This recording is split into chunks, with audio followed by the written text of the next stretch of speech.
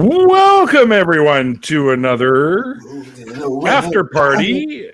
Tonight is it? Shush, Mike. Jesus, I'm live. Come on, what's wrong with you? Tonight, the after party is for the guest of honor tonight, Borg Skeptic, also known as Katie Sykes. If you missed the original interview, there is a link to it below, so you can click on that if you'd rather watch that than watch us just fucking around here on YouTube. Just so you guys know, I have been airing the show, the interview part of it anyways, on Facebook now as well. Mm-hmm.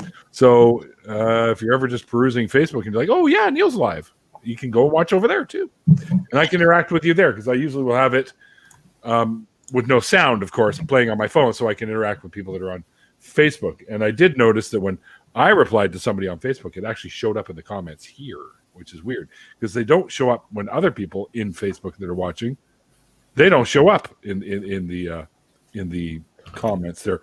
Hello, Rage. What's going on, brother? Hi, Sam. Hello there. I will do my best to stay awake. So I have to disappear and have some rest. Come on. If Katie here can do it, you can do it too, Sam. Yeah, Sam. Sam, weren't you on a stream this morning at like 6 a.m. Pacific time that I was on? Weren't we chatting at some... Yeah. Hey, Randolph. Hey, Randolph. Hey, that was a really great episode. Yeah. Oh, thank you. It's all Katie. It's all her right over there. Her. Whoops. I got to make sure I get that right. Sorry if I got that wrong. Randolph. It was a little heavy and a little deep, but it's the kind of thing that people need to hear, right? So I from my heart, I appreciate you letting yourself open up like that on a show like this where people are going to watch it and people are going to have a good experience in their lives from learning your story. Yeah, that's my hope, just get the knowledge out there for people. Yeah, for sure. It does help. Actually, from time to time, I get emails from people saying, I've been watching your show now for a while, and I appreciate what you've got going on because it has helped myself. And one actually said myself and a couple of my friends who we've all been talking about leaving the religion, and then suddenly now they're atheists because they've been watching my show, which just blows me away. That's pretty cool. I mean, yeah. I've spoken to several people and I've been like, you should speak to Neil, and they've gone, but Neil's scary, and I'm just like, excuse me? Are you serious? And wow. And so I've just been like, no, you should DM Neil, and if you've not done it by the end of the month, I might DM Neil with your details. I think it's helpful because it shows so much diversity among people, and you've got so many stories there for people to tune into and watch, and they see how normal it is because there's so many people doing this, leaving religion. Yeah, so, sure. yeah, Well, and you showcase it so well. People from different backgrounds and different geographical regions, and it's not just an isolated group. It's people everywhere, right? Thanks, Mama Bear. That was cute. And I think there's a lot of us like myself who have very boring deconversion stories, and where it was just kind of, I said I'm not going to church, and my mom's like, okay, and it didn't cause any. There was no rift, drama between the family. There wasn't like this big dramatic thing. I just kind of said, and I walked away.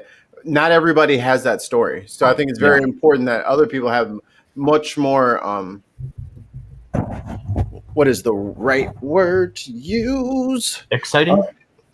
Exciting seems like I'm trying to trivialize it, but more dramatic, but not eventful. Yeah, much more eventful deconversions than a lot of us. So those are important to hear too, because not everybody is like me. There might be a lot more people that are like Katie. Mama Bear, how come you haven't been on? Yeah, explain yourself. I probably just haven't asked. Yeah, why hasn't Neil asked you yet? Explain yourself. Yeah, what's wrong with that fucking asshole? Yeah, no, it's her fault, Yeah. Mama Bear. Why didn't Neil ask you yet, Mama Bear? What did you do to him? Tell the truth. God, so many people to have on the show, Neil. Well, I'm scary, remember? Clearly. Well, Should I put some of my scary masks on? Ooh. See, I don't understand the whole being intimidated by you thing. I mean, granted, some of the people who I've spoken to have anxiety disorders like I do, so I sort of get it. But you know, I'm just saying, maybe they like their eyeballs where they're at. I think it's been a while. Neil, why don't you tell the eyeball story? No. No. Neil's got the biker look. That's what it is. That could be. the eyeball story is quite something. I've heard that a couple of times. Quiet Gorilla's here. Is the rage coming in? Well, yeah, I sent him a link. Perfect. The second time I tried it, it didn't quite work out the way the first time did. But I was a bouncer at a nightclub, and this drunken fucking asshole I kicked out of the club. So he went to his car, and he got a fishing bat. Now, a fishing bat is a smaller than usual size bat. It's about a couple feet long, but it's got this big ass hook on the end of it. You see, so he got pissed off, and I was out front having a smoke, talking with a couple of the waitresses who were on the break and we were smoking and shooting shit. He comes running at me with his bat, so he went to hit me with the bat, and me just being trained to do defensive maneuvers. Like I was in judo, and I also took some Krav Maga, which is where I actually learned this maneuver in Israel. And he comes at me with the bat, and he goes to hit me with the bat, and I block his arm and then proceed with my thumb to go straight here and pop his eyeball out of his socket. And I'll tell you right now, when you're looking at the guy with one eye and your foot with the other one, the fight is over instantaneously. So lucky for him, there was an ambulance guy at the Save on Foods just down. And I flagged him over, and I gave the guy a little cup of tepid water and put the eyeball in it and gave it him.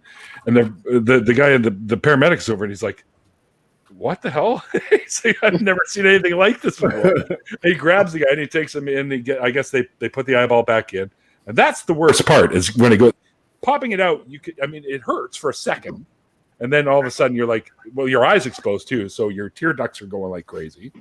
So they basically put this guy's eyeball back in. They got tuck in the nerve, and then they put it back in, and it's a really painful process. Wow. So he learned his lesson. I was just going to ask, do you think he actually learned his lesson? I never saw him at the club again, ever. Yeah, I came in to say, like, you can be intimidated by Neil because he looks like a Hell's Angel, but he's like a teddy bear, and then he gave the eyeball story. Oh yeah, I gotta say, he Rage, basically is a teddy bear. He just can hurt you if he needs to. Rage, I gotta say, Rage, you look, by your avatar, you look like you've literally been to hell and back. How are you doing? I've been to hell and back. Honestly, it has been an interesting few days, but I'm not. I'm here to enjoy y'all. I'm not going to talk about drama and shit. So, Wait, do we have a banner set up for a rage moment, or I can set that up. because I think maybe we should, because when Rage jumps in, we should have a rage segment where Rage can rage about something real quick. oh, dude, I would totally rage about pedophilia tonight. Won't explain. Grind my gears moment. Sort of like a grind my gears moment, right? Yeah. Yeah. I won't explain, but I did go live recently, so I'll just say that. I saw that Okay. part of that earlier. Yeah. Can you give us a little bit of what it was? Because this is your daily moment of rage right here. All right, so my arch nemesis, one of them, Smokey Saint, apparently possibly is charged with raping a 6-year-old child. Oh, What? Yes. Oh boy. A whole lot of fuckery going on, and I at this point, like he's guilty, but we don't know, so we can't say too much, and yeah, a whole lot of fuckery going on. wow. Unreal. Fuck. Well, if that's true, it's good that he was caught. Would have been better if he didn't do it in the first place. Yeah. Yeah, that's a bit yikes. Yeah, I mean, I he says see. he's an evil twin. We will see. Your volume just died off, Rage. All right, I'm sorry, I'm kind of eating. How could you do that? So supposedly I'm gonna get sued. And if I get sued, he's gonna have to prove that it's not him. So I'm totally cool with getting sued. Sorry, spaghetti in my mouth. Getting sued at this moment. What's he going to sue you for? I guess because I reported on what Christians were saying about the Christian. I guess. He's the one who's got legal problems. I covered a Christian video 2 days ago, and then I covered Smokey Saint's response. So they're gonna sue me. Now, let me get this straight. He's in legal trouble right now, big time legal trouble because of child molestation, and and what's on his mind is suing you for something that you said somebody else said. Pretty much, yeah. Well, it was yesterday. You actually showed part of the video. I remember seeing it. Do you remember who it was that did the video? Shima Martial Arts, I think the name was. It's a Hebrew Israelite. Ancient Hebrews roots movement guy. I've done videos on the ancient Hebrews root movement, kind of defending them against what like Matt Powell was saying against them. This guy reported, but it was also like Thick Shades, who is this Christian YouTuber, reported. I was sent the arrest records. I'm gonna say like I have pretty positive information that what I am stating is very accurate, and I welcome the opportunity for Smokey Saint to come and prove to me that it wasn't him in court. I am welcoming that, and I hope that he does because I don't want to dislike him for this. Well, that's interesting. Most of what I saw, nobody was actually naming him. They were saying someone you know, someone you've heard of, someone who we've talked about before, and this is what they did. So, oh no, this was him. Right. Yeah. It seems to me that if somebody's got legal problems, like serious ones like that, the last thing on their mind is going to be starting to sue other people. They got to get themselves cleared first. That's what I said. I'm like, all you had to do. All right, so just show me an ID with everything blurred out but your first name to where it's not this name. That's all you got to do. But we don't have that, you know. Interesting. Yeah. And a related topic, Rage, are you knees weak, palms are sweaty, there's vomit on the sweater already, mom's spaghetti. Mom's spaghetti, yes, yeah. It's my spaghetti, but we'll call it mom's spaghetti. Rage spaghetti. Like, no, I totally didn't mean to hijack the show. Totally like coincidental. Didn't mean to do that, but like this is seriously going on, and the problem with this for me is this guy has spent the last 2 months focusing on my 11-year-old daughter, literally focusing on my child. That's and creepy. My Facebook profile. I'm like, a lot of legal shit is coming out of this, and they think they're coming at me. I'm going at them, and they just found out tonight in my last live stream that I just did. An interesting night. Sorry to hijack the show. Well, no, not yaks at all. What I see in the business world is if somebody's going to sue, they usually don't tell the party that they're suing. They just go ahead and do it so that they have less time to get prepared. So the fact that he's telling you he's going to do it, I'm fairly confident he's just bluffing. Well, and I'm not even the guy like if he's gonna sue anybody, it's gonna be Thick Shades, a Christian. It's gonna be this Shimu martial arts guy, a Christian. It's gonna be a lot of Christians. All I did was look at a Christian video. That's all I did. And then I looked at Smokey Saint's response video. That's all I did. And it's a public video, not a private one, right? Yes. Okay. All of it's public. So bring it. Fair usage is a thing. I welcome it. Please. And I said it in my stream today. Prove that I'm wrong so I can hate you for being Smokey Saint again instead of this. I predict it's not going to happen. Don't get your hopes up. No, it's definitely him. It's like we have... No. I mean, I predict he's not going to sue you. Don't get your hopes up. Oh, yeah, because it's him, yeah. Because he's talking about doing it. That's why. Well, and like we have definitive proof that it's him. Like I would not have went public had I not spoken to my lawyer, Ah. showed him what I had. He gave me advice how to approach it. I did it exactly that way. You know, that's a wise choice. So yeah, I'm feeling pretty good about it, but did not mean to hijack the stream. I don't even know this was like bound to come up, I guess. Well, it's on top. Hilarious. Unfortunately. Except for the creepy part of him going after your daughter, like that's just weird. Well, that's not the worst part. The worst part is the 6-year-old child in question. Yeah. No, I mean that's the thing that I've been like really careful with, and like, you know, there is a victim here, and if Smokey Saint isn't the perpetuator of that victim, then prove yourself so we can move on to who the actual antagonist is here. Of course. Yeah. He didn't do that. He lied. That's what he did. You know. So. Wow. This is why I hate everybody. What do we have to do with any of this? Nothing. Doesn't matter. We're here for an after show, so I'm gonna participate. I am the devil tonight, though, so beware.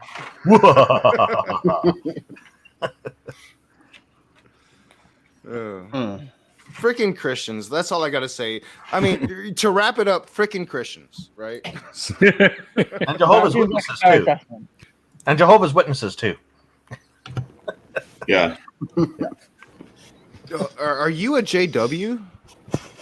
Is that the deconversion story I missed tonight? Yeah. Europe. Yeah. Oh, I love I was JWs that come out of the cult. You guys are strong human beings, and I commend you. This is one story you should watch later. You should definitely go watch it. It gets deep. Yeah, I was streaming, so I'm gonna have to check out the actual story. So I'm interested. So I'm gonna shut up. Let's stop. This ain't about me. I want to hear about your story. Will you shut up? This is not about you. Oh my! Hey, don't take that crap. I know, from me. Mikey, I love you. Spaghetti. Yeah, eat your spaghetti. No, give me some of the damn spaghetti. Shit. I am full Eat now. your I'm spaghetti. recharged. Give me the rest. Ooh, You don't need that. You don't need leftovers. No way. Give it up. By the way, Randolph, you had some questions that you wanted to ask Katie, so now's your opportunity. I was curious about the hat, but it was just kind of trying to lighten the mood earlier. I'm trying to remember what it was. It was something about Star Trek Borg. What percentage of skepticism does Katie think the Borg would be relying on for their society? Wait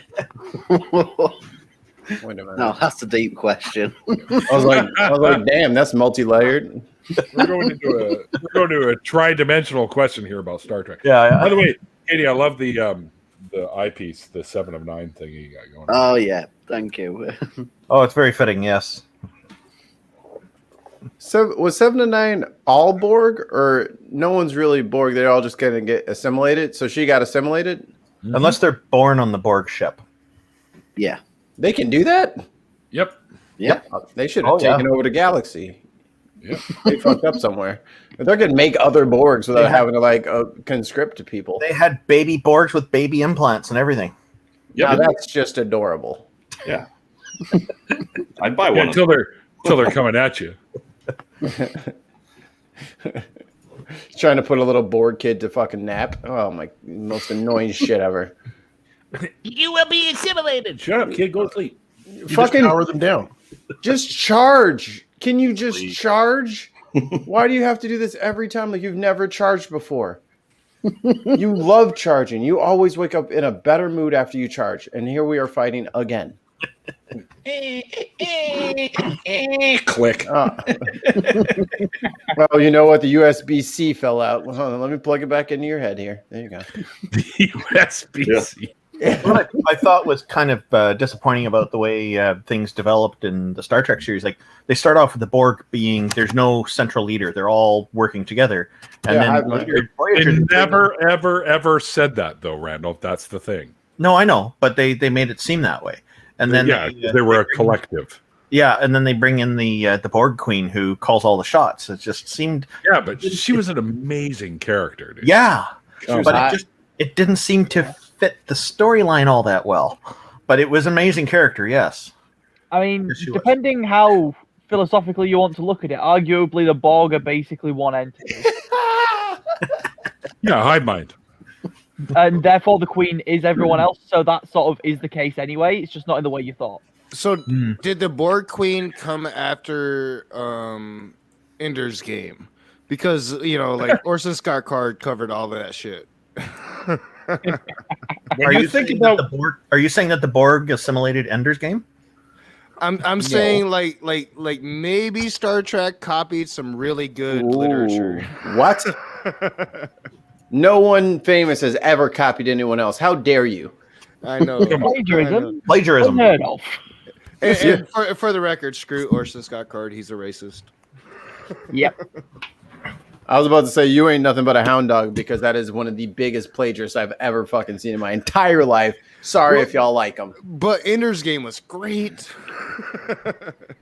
You got to remember that the Borg operate like an ant society or a termite society. That was Ender's Game. Oh my god! They all work like a hive mind. And every nest like that has a queen. You take out the queen, you take out the hive. Yeah. Yep. Yeah. Oh, so they all copied Halo. Okay. Yeah, pretty much. Yeah, no, they copied Starship Troopers. I am a failure for not remembering Halo first. the grave mind, man. The grave mind. Yes. Isn't this where the robot has a kid or something? Wow, what an interesting name. I am still waiting on my debate with Skylar Fiction on who's the best Star Trek captain. I have Kirk. I have Kirk, and he has Picard. Yeah. And for some reason, Skylar keeps declining this debate, and because I'm just wondering why. Us higher individuals don't have time to be mucking about with you slobs in the mud and the grit. When you want to defend excuses for Skylar Fiction. Rage, do you need a host? Do you need a host for it? Oh, I don't know. I think Skylar left the internet because he's afraid of this debate. I'm just putting it out there. I'm serious. I can get you an awesome host for it if you need it.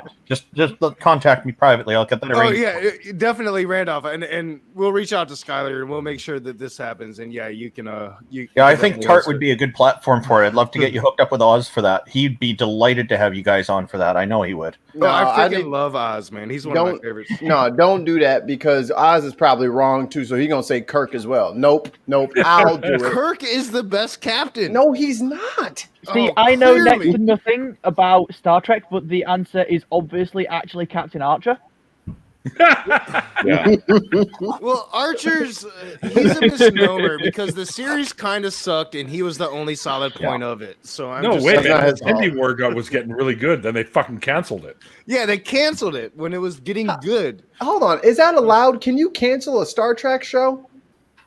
Yeah, that's against the Geneva Convention. I'm sure. It's the dude from Quantum Leap. You cancel it. I'm sorry. If the Geneva Convention considers the Prime Directive, then yes, it would be a violation. You're right, Mikey. Thank you very much. And that, in summation, is why Picard is the best captain. I agree with you. Thank you for listening. No, Picard's a pussy. How dare you? Okay, how dare you? Don't worry, Rage. We won't hold it against you. Rage? You guys are all banned. Wait, I'm not on my channel, am I? Hold on. I'll go through and start banning each and every one of us from Neil's channel and then ban myself. Hey, all right. Hey, Rage, who's the best acting captain? Would that be Data or Spock? Oh, definitely Spock, without a doubt. Oh, Data. Data. Oh, my God. Did you hear the pitch on that one? I know. What? You guys man. are so very disappointing to me. You're giving me heartburn. You don't even want to know what my answer is. Spock is one of the greatest characters ever made. What are you talking about? I agree with that. What that got to do with the question? Yep. It's Spock. Bingo. What that got? Why you moving the goalpost, man? Why you trying to defend your man? No, there's no moving the goalpost. It's Spock. I mean. Oh, Rage. So it's. I admit I'm a Star Wars dude, so I'm like totally out of my depths here. So the idea for the debate is the best captains. Is that what you're going to be debating with Skylar? Yes, and I have receipts because I have like exact situations between Picard and Kirk where Picard fails and Kirk succeeds. Okay. Picard has never failed. False dichotomy. Picard never fails because he has a crew that doesn't let him. There you go. That's a captain. He did get captured by the Cardassians once, though. That was and nasty. the Borg. Kim got him. Borg. And for the record, Kim and the Chloe new got season him? of Picard sucks ass. I'm just saying. Not the Kardashians. Kim and Chloe got Picard. Kardashians. There are 4 like. Kirk was forced to kiss Uhura, so that was kind of a. See, he wasn't even progressive like that. See.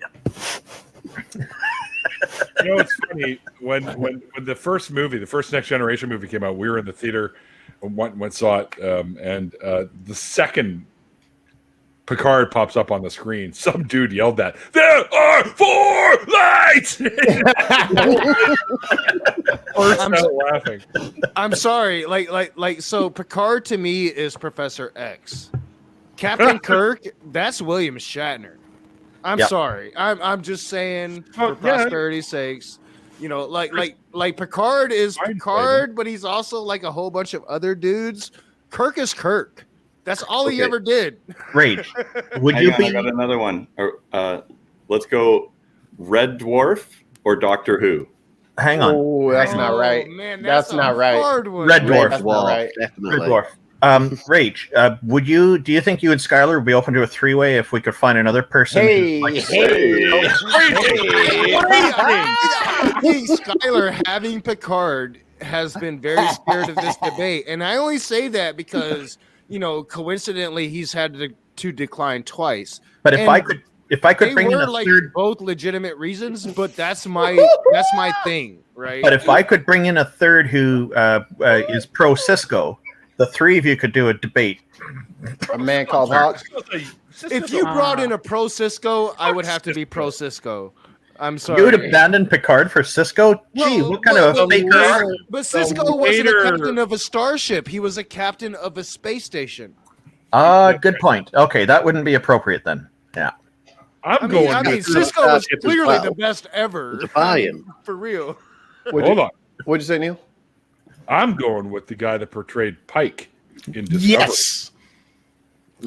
Pike in general is the best captain. Thank you. I can defend it. I don't think I Which could version argue of Pike? against it. Doesn't matter Universe for this one. Because one of the reasons that Pike is the best captain is in every continuum he keeps dying and keeps coming back. He's a survivor. Well, just plot armor should not be taken into account. Yeah, he throws himself into it knowing he's probably going to die, and yet he does it anyway. And I got to admit, I like what they've done with having Saru as captain as well. Saru's growing on me. Yep, I like Saru. I got to I get think on an it. important aspect to consider is how many red shirts died under each of their commands. Yeah, Don't forget, in Next Generation and further, red shirts are officers. I do have stats on that, and far fewer people, period, died under Kirk, but Kirk did have far fewer people on his starship, so the numbers are a bit skewy on that point. Man, he So was you need to measure it per capita. Man, he was piloting that old raggedy jalopy of an Enterprise. Ain't nobody worried about Kirk. It was like the old Camaro that nobody wants anymore. Romulans call it a trash heap or a garbage ship. Hang on, I was just going to quote that. You're right. I won't call the Enterprise a garbage scow. Garbage scout. Called as garbage. He was over there driving Bumblebee from the first Transformers movie, talking about he's the best captain. We cannot forget, like, the series was like what 60s, early 70s, and even like the late movies were 80s. They were limited. A real captain would have had CGI. They were a bit dark, but they were good. A real captain would have been created later. I get it. Yep. You're right. You're right about that. You're 100% right. I'd definitely be pro Cisco though, because Cisco had to deal with all the religious bullshit. Yeah. Cisco was the shiznit. Let's just all put that down. Cisco was the best ever. When he it wasn't a starship. he turned into a badass. Yeah. All right, so Cisco wins. All right, that was good. Cisco wins. And we're all talking about the same guy who made the thong song, right? That's what. Nobody even mentioned Janeway. Yeah, sorry, Janeway. It I'm was not on my Are you mind. kidding me? The way she dealt with the Borg? Yeah, I'm not sorry. that went swimmingly for her. I was disappointed in Janeway. I don't even know why. I just was. I just was. And there, I'm agreeing with you, Rage. I thought it was a bit of a disappointing series. Who's I the best? loved it. Who's the best doctor? It was the most cutting edge scientifically, in my opinion. They Which dealt one? with all Voyager. They dealt Oh, with yeah. all kinds of different new Yes. kind of sciences emerging in this. They introduced something new in that show. Actually, was very interesting. Was the temporal stuff, where they had a temporal prime directive and all that kind of stuff. Yeah, And the temporal core. yeah, and I thought it would have been great, instead of going back in time with Archer, what they should have done is to do the temporal thing and explore that. They could have competed directly with Doctor Who They on were that. doing that. They were doing that on the Archer series, man, with the Zindi. Yeah. And the time guys, the guys that were jumping in and out of time. Yeah, I the tuned temporal out of that core. series because I found it so boring. So Oh, I liked it. Marty and Doc were there. Marty and Doc were there. But I got to tell you, man, when I found the Next Generation comic book tie-in with Doctor Who, where Doctor Who had to come in with the Enterprise and take on the Borg, who had teamed up with the Cybermen, that was pretty about fucking cool. Oh yeah, I've heard a lot of people say it's really good. I think we all just let Katie off with the biggest pass of the night: Red Dwarf or Doctor Who. Red Dwarf. Oh yeah, Definitely Red Dwarf. really? See, I have to say Doctor Who purely and simply because I've never seen Red Dwarf. What? well then you don't get to vote, Sam. You got to see Red Dwarf first. That's an uninformed answer. Oh, absolutely. That's why I prefaced it with That was a pure expression of bias. But it was fairly done. Yes. I mean, Accurate. it hurts me, but I'd have to go with Red Dwarf. I love both, but I'm gonna say Red Dwarf is just, there's so much about that series that is just fucking out there. Yeah. Same with Doctor Who, but just, man, the whole humor of Red Dwarf is just unbelievable. That show was hard to watch in long stretches because it is so funny. Oh, Cat is the best fucking character Yeah. ever invented. Whenever I think of Red Dwarf, I think of the cat character first. Yeah, and Crichton with his groinal attachments. You know what would have been great is that cat character somehow got onto Hitchhiker's Guide to the Galaxy. I'm very stubborn. So like Paul Muad'Dib is the greatest character ever made, but I don't expect anybody to know who that is. So, You can't just be making up characters just so you can win an argument. That's cheating. it's the Dune. It's Dune. Oh yeah, yeah. I thought that name. I Muad'Dib. saw that like It's 2 weeks ago. Muad'Dib. More deep. He can see. yeah, he can see every line of future and still fucks it up. You gotta love that. You know. That's true too. That's cheating. There's a lot of cheating going on today. Beat him till you beat him. I'm such a book dork. I can't help myself. I'm sorry. I'm still curious, though. How much skepticism did the Borg actually rely on in their society? Probably never came up. Yeah, I don't think Well, it was. I mean, yeah, if it's a hive mind, skepticism isn't a thing. That's right. Oh, I see. They can't doubt.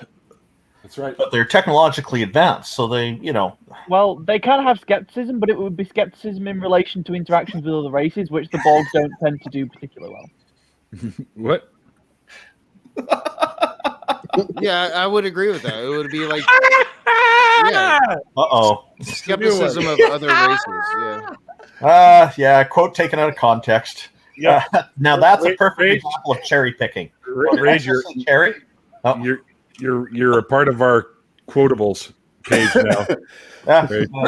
Yeah. That's a perfect example of cherry picking. Ah, cherry. Where is Jenna? Let me get her an invite. I sent her a message. I haven't, or she hasn't been feeling well, so I don't care. My excuse is I'm smoking French cookie. That's my excuse. In a little while, I'm Is going that to a be. strain of marijuana that we should be familiar with? Yes. So in about 20 minutes, you're going to get to see the wall come down just temporarily so I can finish it and then we can put it back up again. And I'm hoping that Neil will be able to join me when we finally put it up again. Well, unfortunately, when walls come down, there's walls behind, as I found out hardly through life. Well, there's a tree behind it. This one. Well, Darmok and Jalad, At Tanagra. when the walls fell. When the walls fell. Yeah, when the walls fell. All I know is that Randolph and Neil are over there building a wall over in BC to keep us Americans from immigrating, and I'm pissed off about it. No, it's a west wall. I second that. Like, No, it's I a west wanted wall. to It's move not- to Canada, and they wouldn't let me. Mikey, it's not a southern wall. It's a west wall. It doesn't affect you guys. I don't know how y'all compasses work up there. We're I don't keeping know. Alberta out. They work properly. I assumed Because we're I on wasn't metric. like I wasn't leftist enough. That's what I assumed. Our compasses up here work properly because they're all on metric. It could have been my criminal record, but Metric we'll compass. leave that shit behind. And we calibrate them all by taking them straight to the North Pole. That's Right, right. that's like down the street. It's Yeah, like down City in- Hall. Down You in know- the States, your compasses go to 360. Ours are just 1 to 100. They're Celsius. And Santa Claus has a Canadian postal code H0H0H0. Yeah. Wait, y'all got letters in your postal code? Oh yeah, we're really I can't live there. Y'all all crazy. That's just weird. What letters? Come on. yeah. Spells out ho ho ho. It's very convenient for It's Santa Claus. the addition of letters prevents you from having to have more than 6 characters. Ours is only 5. Do Yeah, but you we're- guys some places- in Ours will America grow. not? Do the people in America not have letters in theirs? No. Nope. No, they don't. It's all digits. They're Five five digits from and- America, and they cover an is- area, not a street, right? It's like only like 5 90210. digits, right? Normally Four 5, but times. some places have 10 digits. They have a dash. There's a second backup one that where you can like whittle it down and get more specific, but nobody uses that. Like if I'm sending Rage a letter to his Beverly Hills home, it's just 90210. I wouldn't put the -4273 or whatever that. Yeah, whatever that that- dash shit don't matter. Yeah. No, we don't put that shit on there. Hey, Mike, I thought the dash with 4 digits was just like post office boxes or stuff like that. You're saying that's actually Everybody's address has one that's attached to it, but no one even Yeah. knows what theirs is. I don't know what mine is. That's just that's post office talk. They know what they're talking about, but For we the don't big have to city be folks. concerned. For the big city folks. Yes, sir. and if Jenna- you live in Jenna- Canada and you log into a lot of websites, you always know like the nearest postal code across the border, like 98102, because you can't use a Canadian postal code in half of those websites. Oh, I'll just put 90210 like most most trolls do. Yeah. Because that What were one's you saying? never wrong. What were you saying, Nick? Like getting the package. Jenna's probably not going to be joining us. She's been dealing with some stuff lately, so Oh, okay. she's going to. She basically goes to work and she's home and dealing with some stuff. So Hope it Sure. all works out okay for her. I'm not stopping my jokes. It will bring her through this period stronger than ever. I But I'm hope- not even watching. Are we Cloud, going to pray for her? no, Oh, No. okay. should we because it send her a won't do sack of nuts? shit. Should we what? Should we send her a sack of nuts? I'm There's not a sack going of nuts right here. there. Then we should record this and send it to her. Oh. Oh, wait, we already are. Sack. Oh, you got your sack? Yeah, you got your pouch, your sack. Wait, y'all got for real pouches? Got What are y'all doing? What else do you put all the cookies in when you go blood donating? Oh, Oh yeah, I got a. I've got a whole backpack. that's what I was going to say. Yeah. Shut up, For the you're cheating. cookies. Oh shit! Do you still have yours, or did you eat them? I ate one bag. Dude, I smoked a joint when I got home. What do you think? My kids Man, like those. them They're already cookies in didn't- here. Cookies for free. them cookies Well, didn't see that shit coming. So Those are I'm really there. I'm there, and we've done it. We've done our donation. Myself and Dave and Randolph are there, and I'm over there, and I'm like, you know what? I'll just take from the supply here, so that you, the girls that volunteer there, so that they don't have to refill them. I said, I'll just grab a bunch from here, and I'm doing that. I'm grabbing like 3 of these, 4 of these, 2 of these, 1 of these, and there's this guy donating blood over in the side's like, oh, just help yourself. I'm like, Oh, hell no. I'm like, yeah, right. First of all, they don't care. They're like, take whatever you want. Here, take the whole fucking tray. They don't Doesn't care. cost them anything. Companies donate it. Doesn't cost them a damn thing. And so I said to the guy, I said, yeah. What's that, buddy? Oh, school lunches. That's all I said to him. He just kind of just ignored me from that point on. I even tried saying something, but he was looking the other way like he couldn't hear me. It's like, what a jackass. Oh, he's trying to be a Karen, and he's even failing at that. Yeah. Goddamn cookie dictator in the fucking blood bank. Like, come on, bro. Like, you ain't even baked these. I felt like I'm sorry. Did you buy these for them? Did you bake them? Is it your mother's recipe? Like, why are you so geeked up over somebody else's cookie? Relax, bro. And if his answer to that, Neil, is yes, then the correct response is thank you, and continue taking them. Yeah, continue.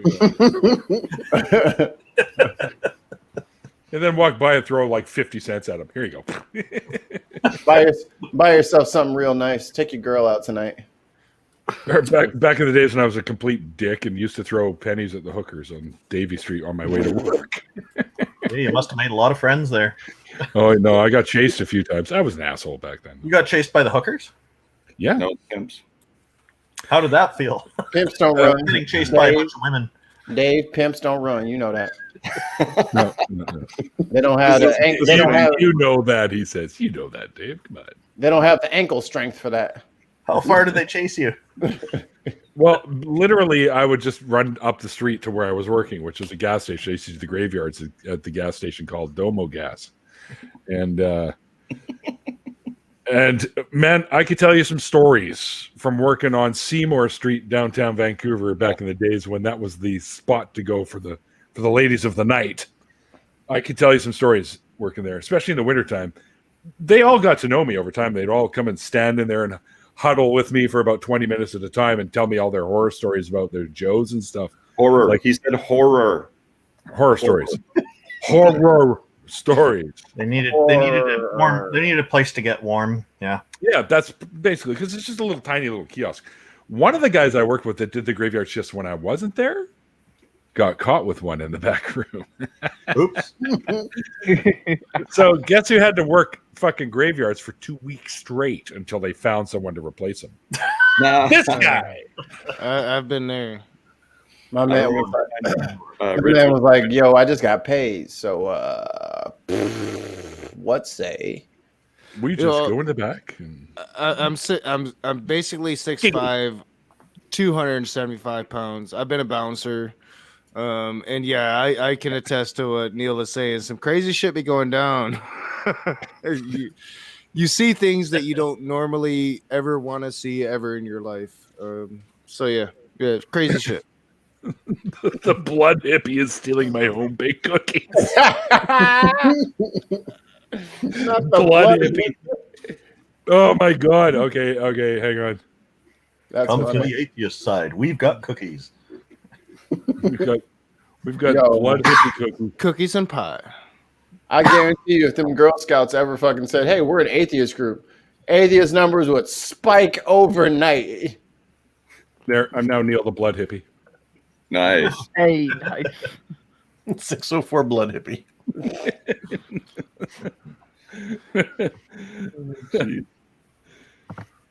Yeah. One of the ladies came in and she told me the story about an Asian businessman being very generic about the whole thing.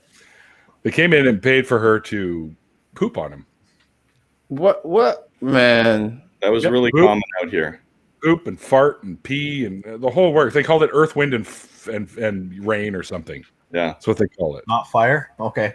No, earth, poop, fart, and pee. And that's not where's the fire? Would she light the guy on fire? Better not feel like fire. No.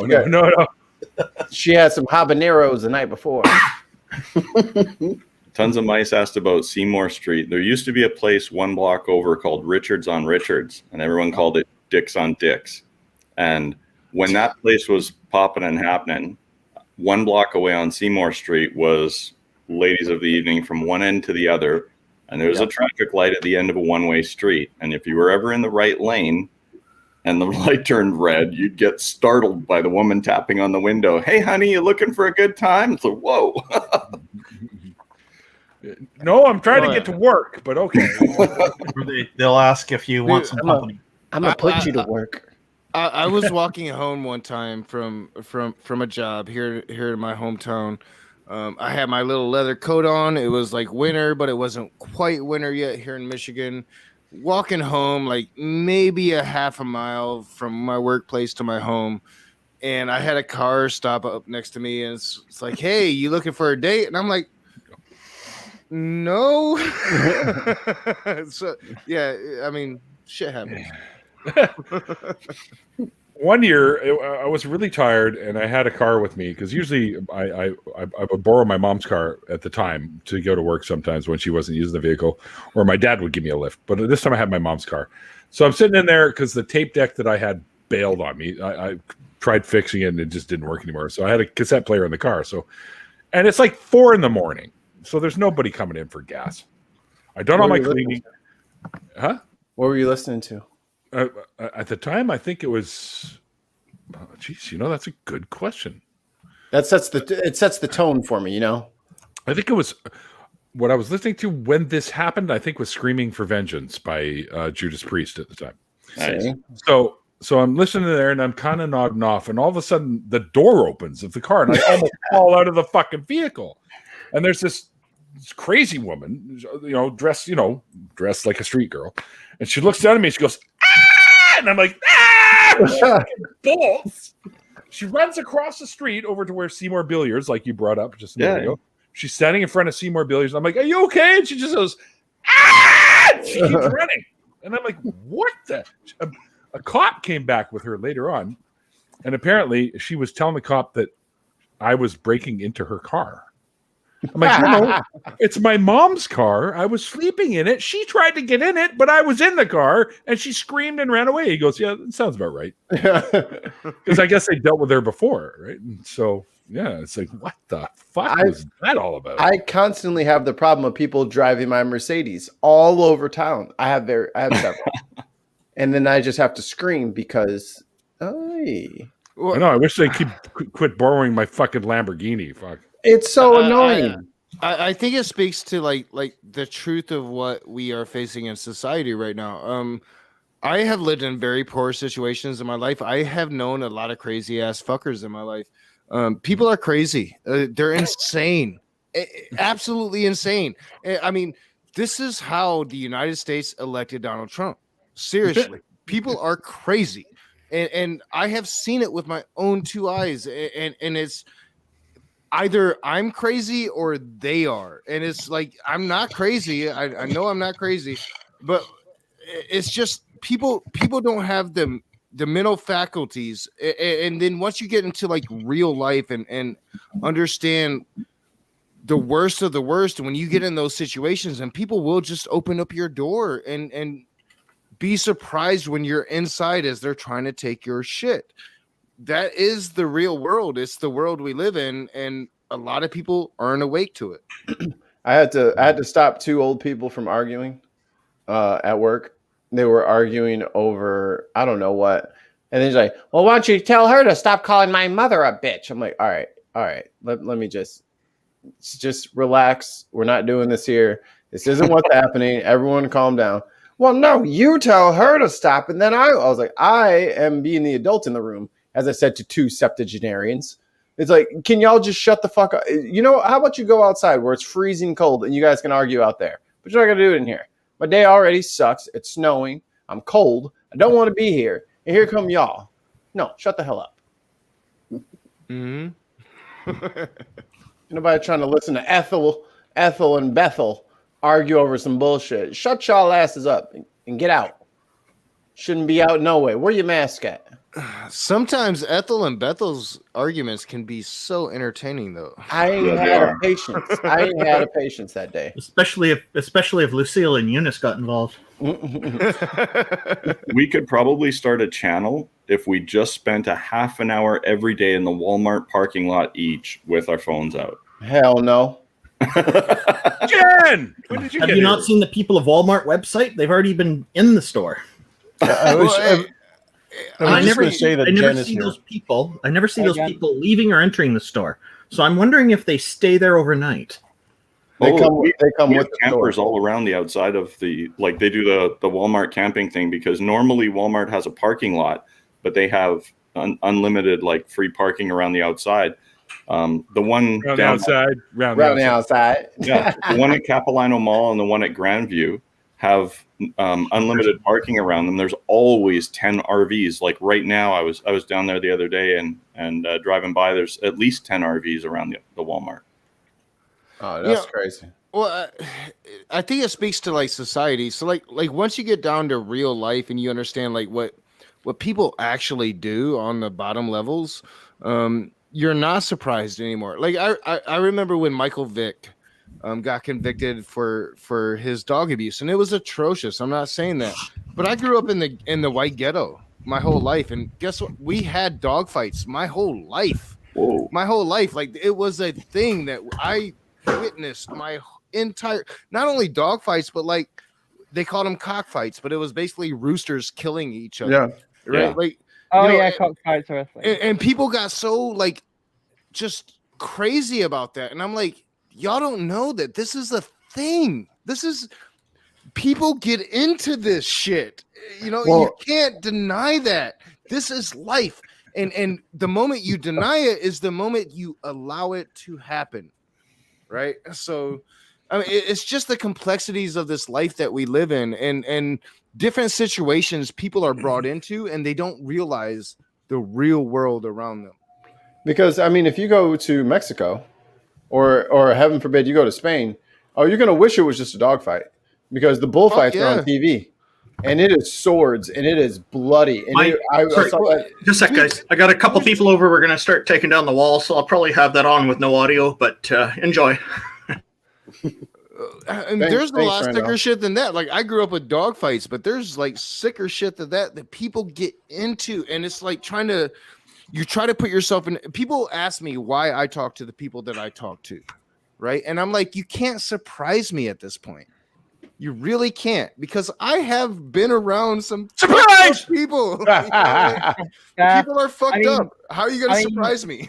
I'm kind of familiar with the local fighting rules, and general rules are you get a knife each, winner gets 500 quid. See, now the only types of fights we have in Florida are natty light fights. It's where you pelt your friends with natty light until they succumb to their wounds and die. Well, you also have hurricane fights, though. You have like Florida man standing out in a hurricane, like with his hair whipping, like I'm gonna beat this hurricane. No, you ain't. Have you heard Ron White's thing on the hurricane? No. It doesn't matter that the wind is blowing. It matters what the wind is blowing. If you can stand up in a 50-kilometer-an-hour wind, that's great. But if you get hit by a Volvo, you going down. 50 kilometers taking to lift up a Volvo. Sorry. As a survivor of Hurricane Hugo, let me tell you, you speak truth. First of all, Volvos are like the heaviest cars made. Period. Ever. Boxy but safe. Dude, you're definitely not gonna get hurt in there. You hurt whatever you just hit. Hurricane Hugo, North Carolina, I believe it was like 1987-ish, was lifting 1,000-pound oak trees out of the ground and slinging them into houses. Shit you not, 150 miles off the coast. So my thing is, it's like, yeah, that's fine. You can take the win. But then when you see a stop sign, which is very light, 3.5 feet into a tree, you're like, oh, no, we good over here. Stay inside. No, we good. Stay inside. Go in your fucking basement. Like I'm tough, but I'm not tougher than an oak tree that has a fucking stop sign splintering it. When I was young and dumb, we had what we called "quote unquote" hurricane parties. So if a hurricane was coming into North Carolina, we would go to the coast. That is called idiocy. Wow, ladies and gentlemen. And the winner of this year's Darwin Award is. Yeah, not good. I'm trying to remember what hurricane it was, but like when I was really young, I went to the west coast of or the east coast of Florida. East Coast. And It was during a hurricane, and I was boogie boarding on the waves. It was like 20-foot tall waves. No, I'm Fun good. times. You're a rebel. I'm not doing that. Nope. I am staying inside playing some Nintendo Yep. for the night. See, I still find it really weird when like Americans start talking, and I remember hurricanes are an actual thing and not just like an invention for films and shit. Oh yeah, that shit's legit. Oh no, yeah, hurricanes are real. We should start that. Like viruses are real. I and lived through hurricanes quite are a fake. few. Like I said, we went to the coast and we watched them roll in. We were stupid. See, I occasionally just get that, like, wait, that thing actually exists. Yes. One of the more recent things was like red Solo cups. We all know it's like God's punishment because America likes gay people. You know? And then them churches started flooding. They're like, well, what I meant to say was, Joel Osteen had to flip that around. You know, sadly, I still cover videos on that. Sadly. Does anyone have 911 on speed dial and is watching carefully what Randolph is doing?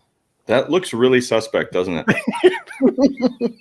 Actually, with my hack, I don't see him, so I got to move him. Got my phone ready just in case I need to go quick. And also, I don't know where he is, so we'll have to get 911. I can help you with that. Okay. Randolph doing that job I always got fired from. The job you do wrong. Yes. Oh. He I was put living the on wall up to fit it and to size it. Now he's going to be putting in the part where he'll be bolting the wall into, and then he'll be adding the ceiling. Can't you fit it and size it by measuring first?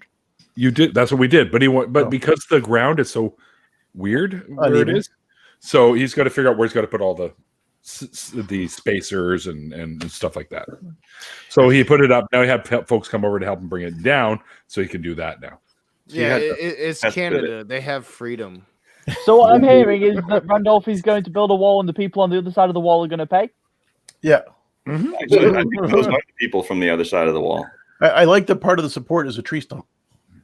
It is. It's not a stump. It's actually a tree. That is a tree. It's So just, you can't see past where it's not lit up. Right, gotcha. I was living on the East Coast when Hurricane Igor hit in 2010, and the whole city closed in preparation for the hurricane to pass over the city. So we left work early, drove down to our house, and it was just kind of a windy, rainy day. And so my partner's like, "Can you run up to the grocery store, which is kind of up a hill from the harbor, and pick up some supplies?"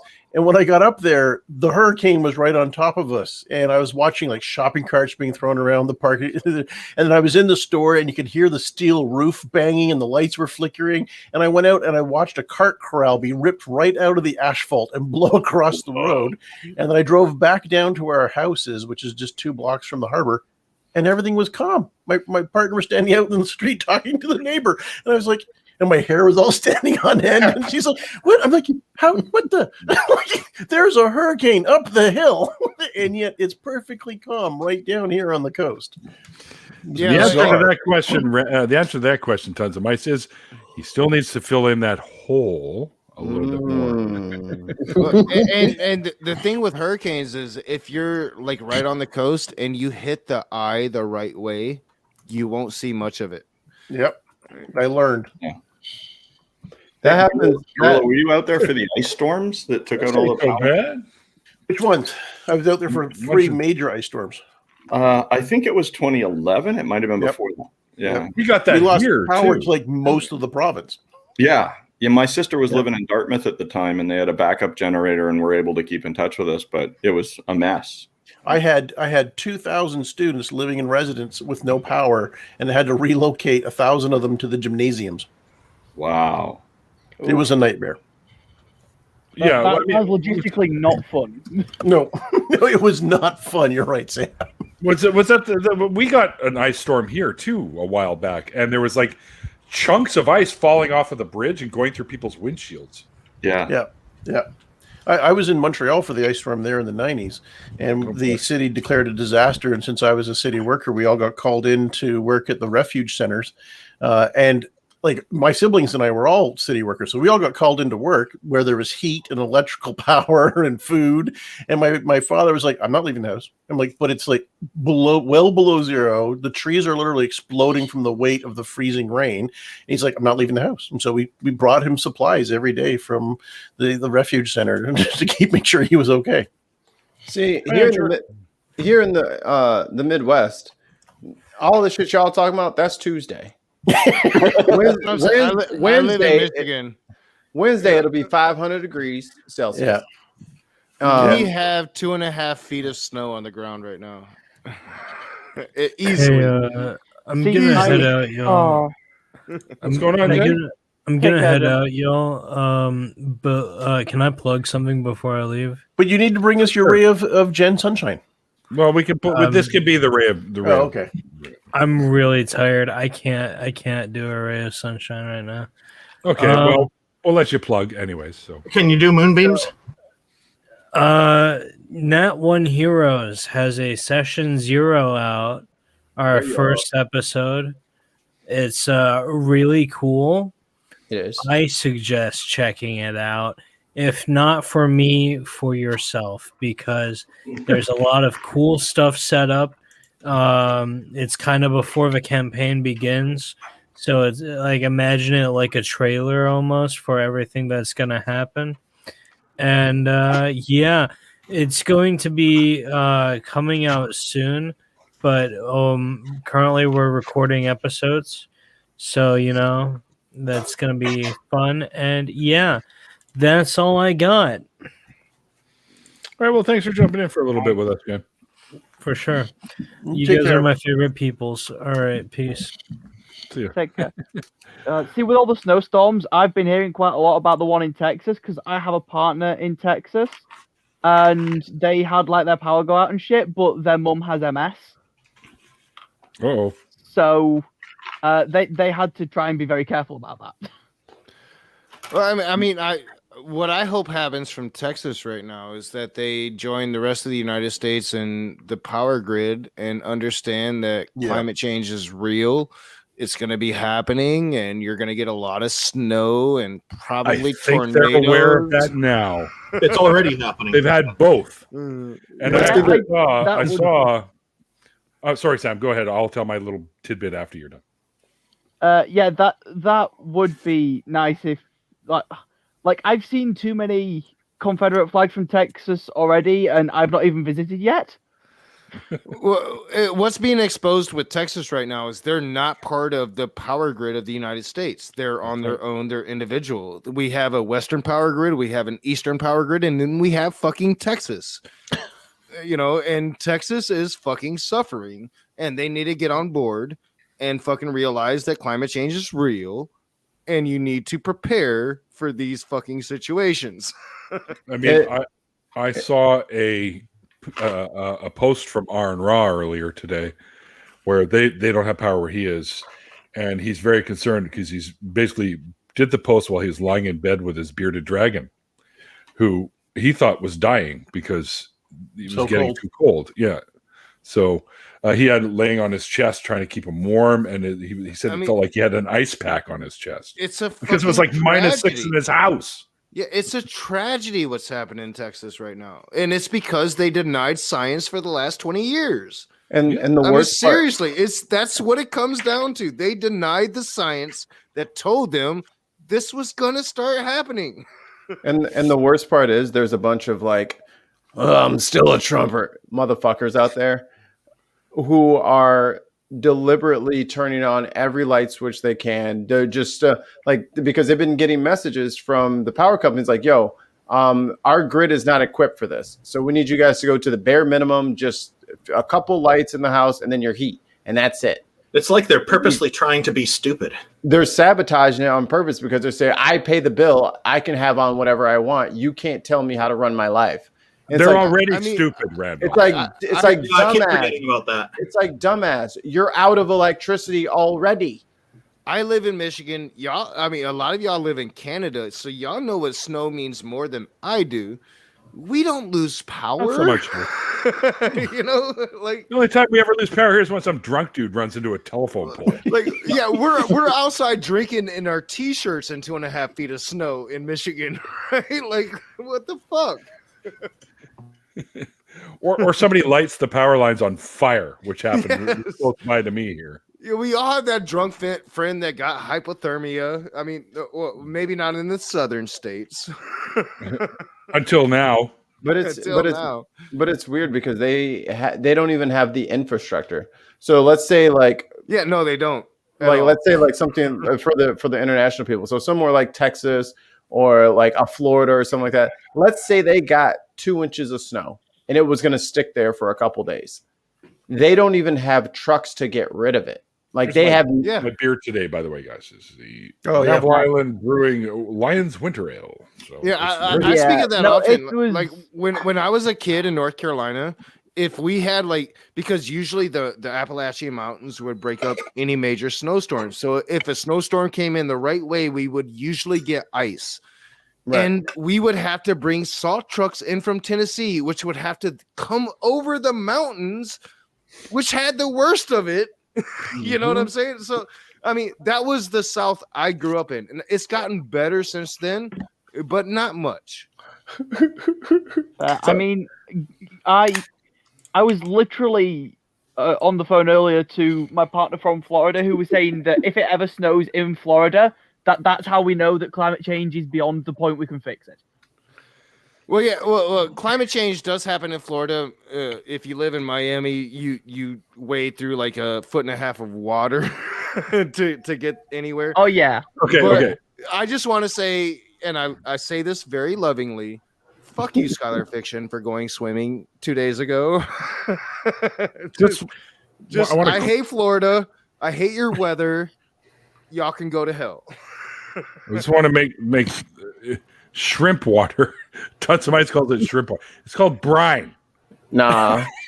Yeah, but shrimp water is right. To be certain, even though they put it on the road before it snows.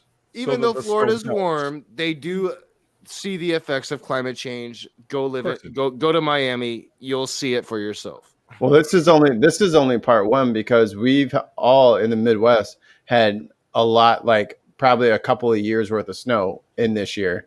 That's all melting soon because next week we're going back to the 30s.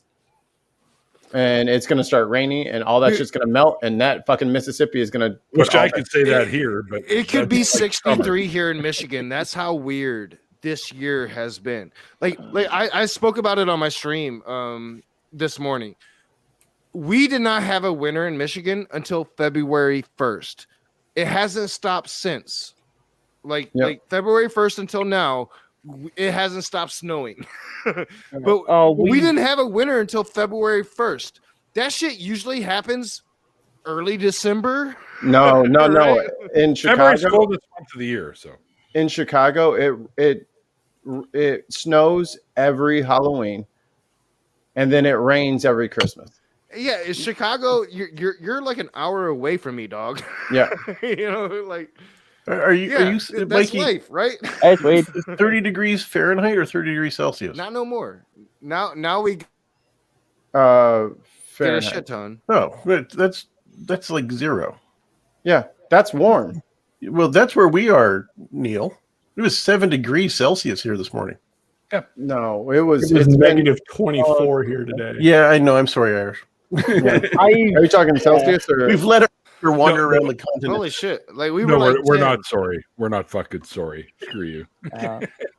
I've spent a good now. couple of hours today having a laugh with the fact that my partners were complaining that it was like 16 degrees Celsius where they were. What? Inside. And I was just like, excuse me, like that's literally summer weather. Yes, in the UK it is.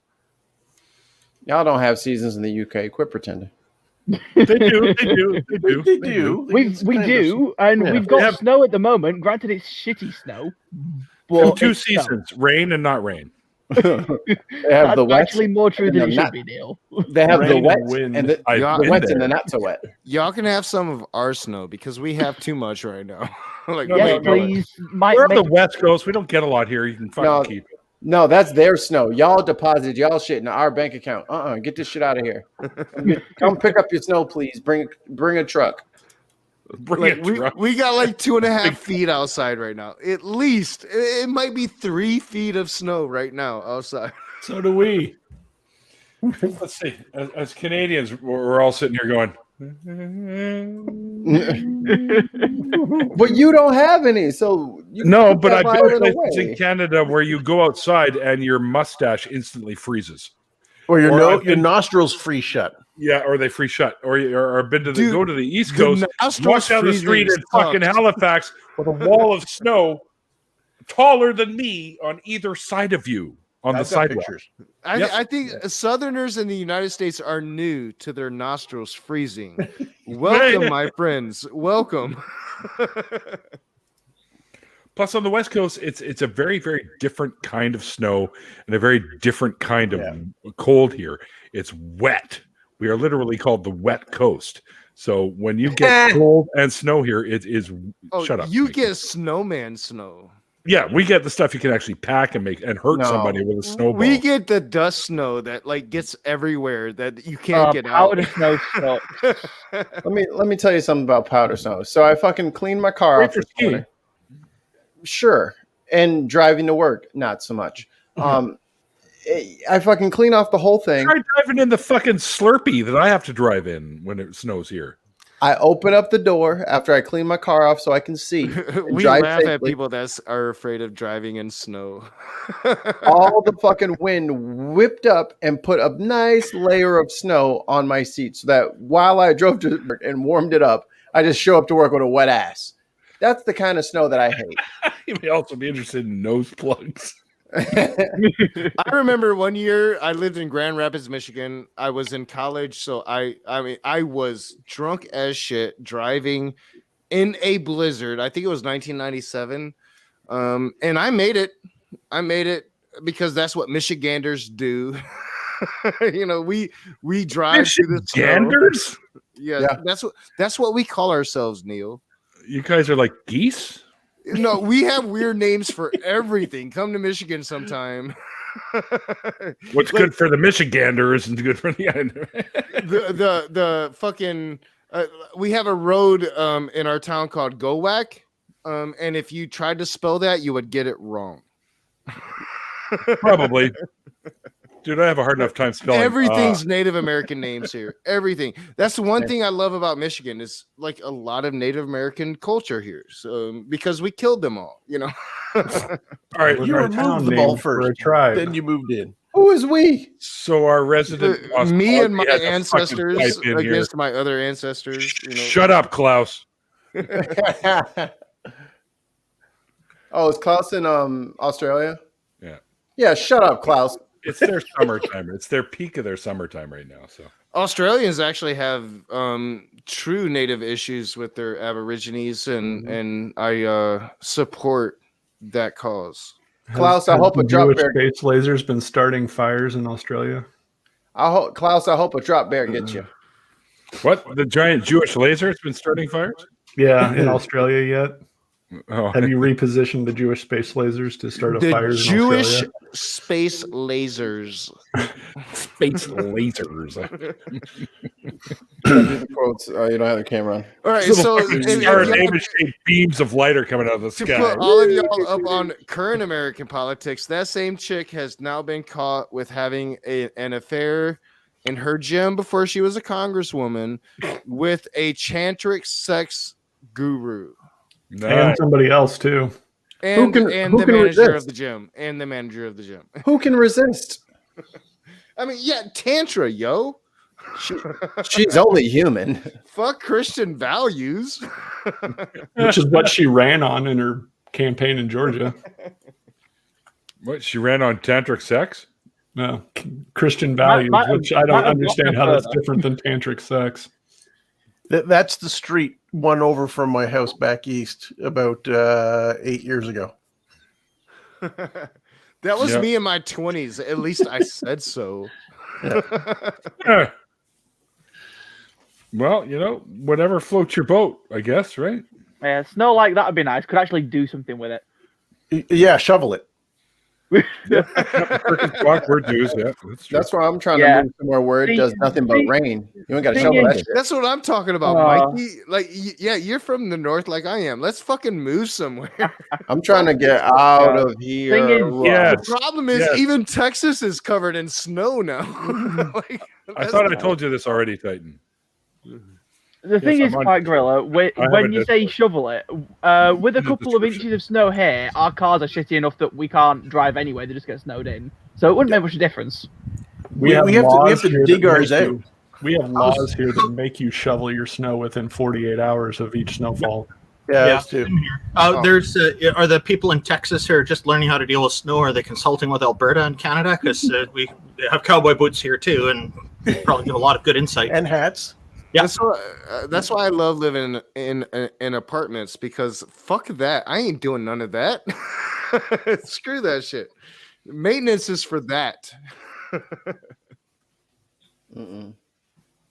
It is what it I is. stay inside. I'm not getting cold. The coldest I'm getting is Tantric from my sex car. that helping you quit smoking. But I thought Well, smoking we'll do after it sex was a thing. Well, that's why you need the patch. Oh. I've never gone fast enough for that to happen. So I But don't... then if you quit smoking, do you have to give up sex? Wait, there's a rule for that? Wait, give up sex? I don't even remember what a shit's like now. Well, I That's mean, what I'm Randolph thinking. is looking for a three-way. That's what he said earlier. Yeah, Yep.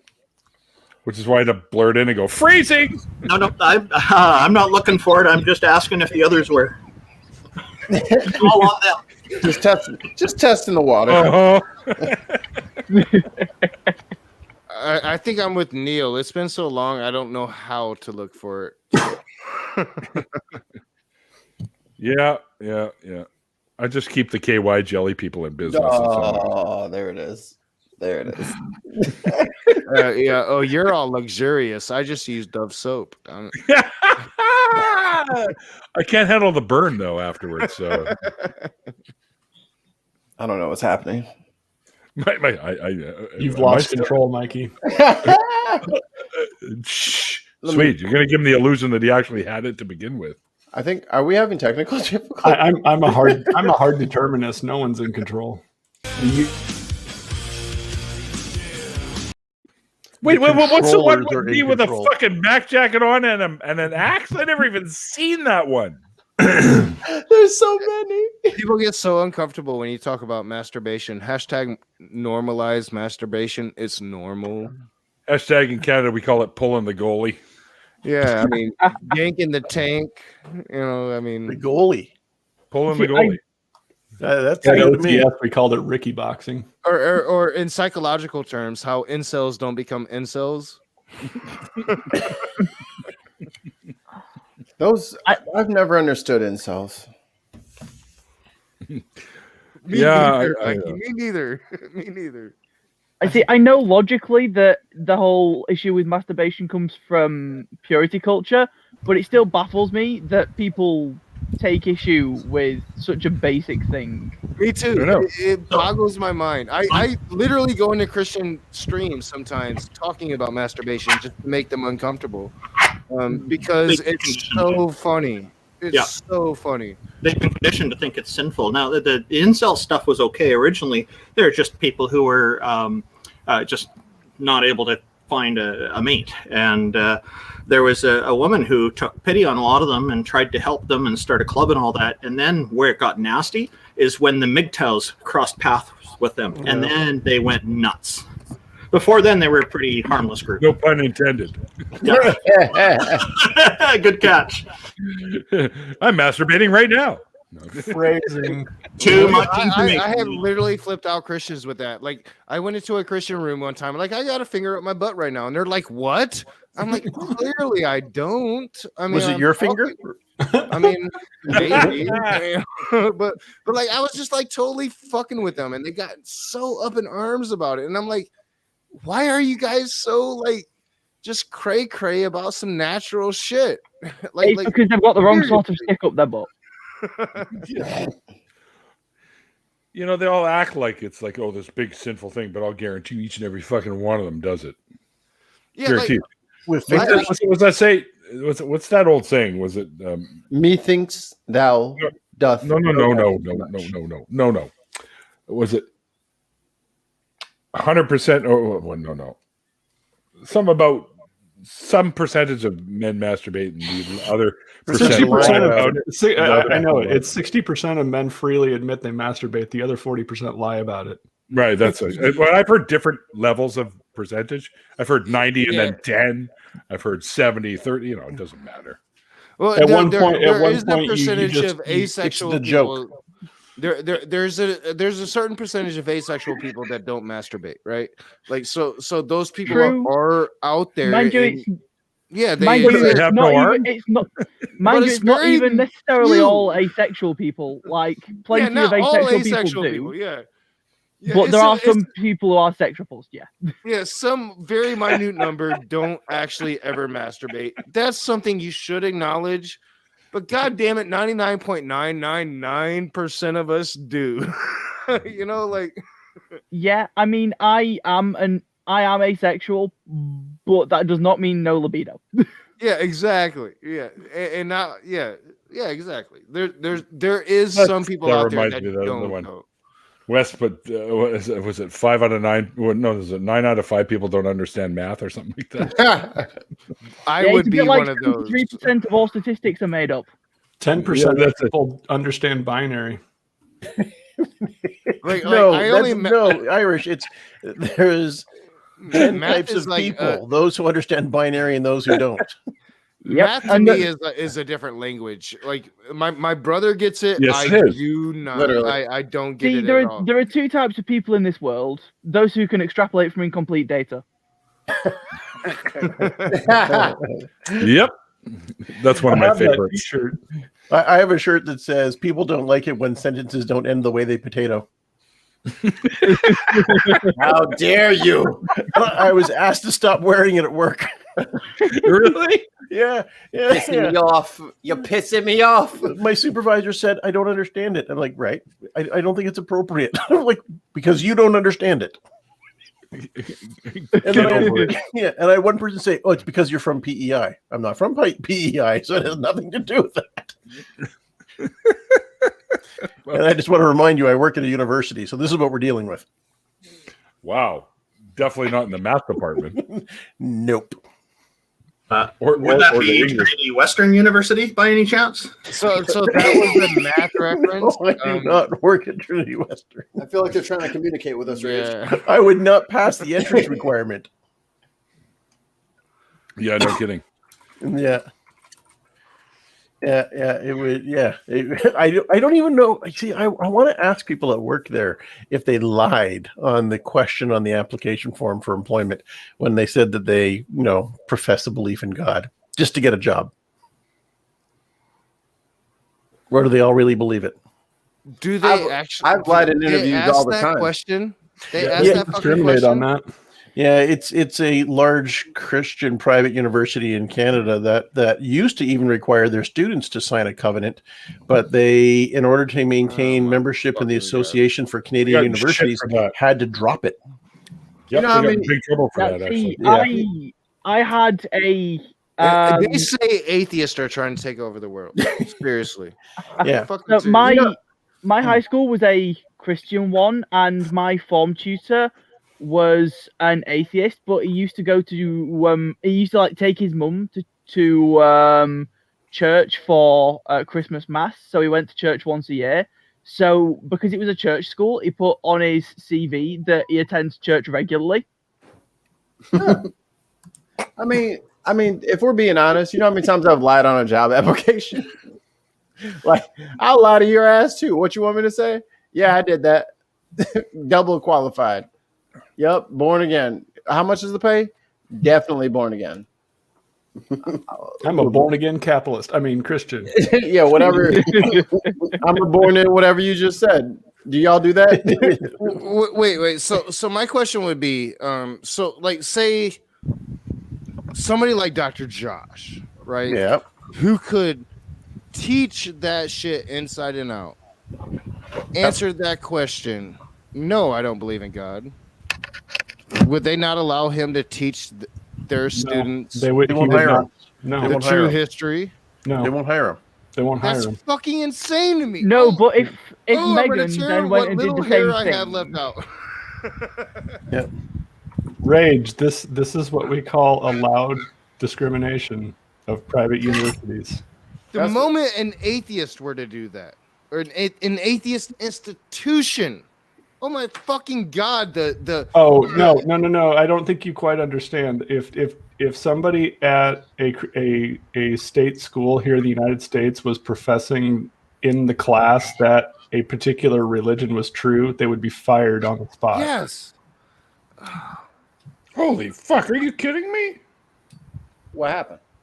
I just got an email from one of the music sites I'm on, and they got a lot of fucking. It's called Number One Music, and we're number 8 for rock in the British Columbia charts.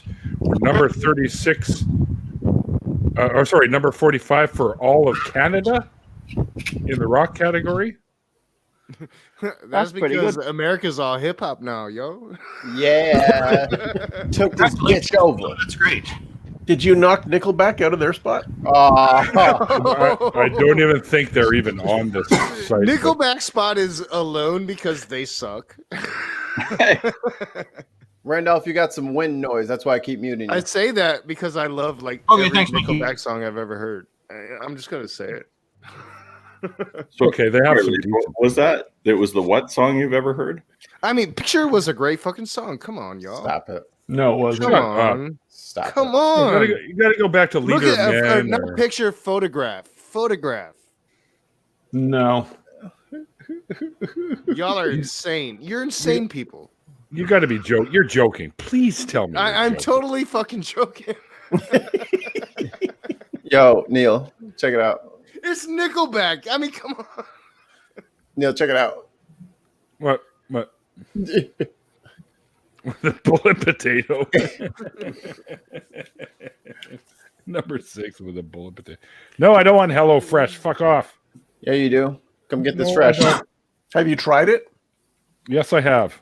Oh, so you're speaking from experience. I am indeed. It's not like green eggs and ham. No, I didn't get green eggs and ham. What did we get? We got some rosemary fucking salmon thingy. Right. So, and rosemary. All right, it was okay. I could do better. Let's put it that way. Oh, he's snobby now. He's bougie now. Yeah, I'm all bougie. But the problem is no, bougie is actually subscribing to HelloFresh instead of going out and buying it yourself for cheaper. He too good for that. But He's bougie. He's a bourgeois. Depending on the quality, it might not necessarily be cheaper. I found it was super convenient when I didn't have time to do the shopping and do the cooking. Who the hell's MRJ or MJR? I have no idea who that is. I don't know. I know that y'all say bourgeois, and the socialist to me is like, what? The bourgeoisie, they did what? I knew that bourgeoisie was kicking in. Oh, I see. Oh, The who? Who's MJR? What the hell is Metal Jesus Rocks? I have no idea what that is. It's rock that's metal for Jesus. Jesus out there getting headbanging. It's He a has the genre. hair. You want me to do something with metal? What? I don't know. I don't know what's happening. Is he a Jesus freak or Michael Jackson reincarnated potato? Yo, I miss MJ, man. Hey, I got my new credit for no, that's not what it was. Hang on, never mind. This is the segment of the show where we go through Neil's email. Yay! Go ahead and put it on screen, Neil. Oh, sure. There you go. Yeah. No, somebody it's an exchange for Genesis's Ray of Sunshine. Yeah. So So we need to start doing the script. Mikey, you have to do the script. We got a segment, Genesis Ray of Sunshine, Neil's email, talking about how old everybody is. I'm not doing my email. What's Random construction work with Randolph. Back in my day. Like I'm kind of jealous of anybody that can check their emails anymore, because every time I check my emails, it's just a bunch of Christians, and I just don't do it. I just don't. Like, nope. Y'all can tell me what you want to tell me, and I'll never look at it ever. Hold it. Naka, that means you haven't been getting all the nudes I've been sending you? No, I haven't. Where have they been going? Twitter's the spot, Neil, for me. See, Damn it, if I missed your nudes, oh my god, I'm gonna be so disappointed.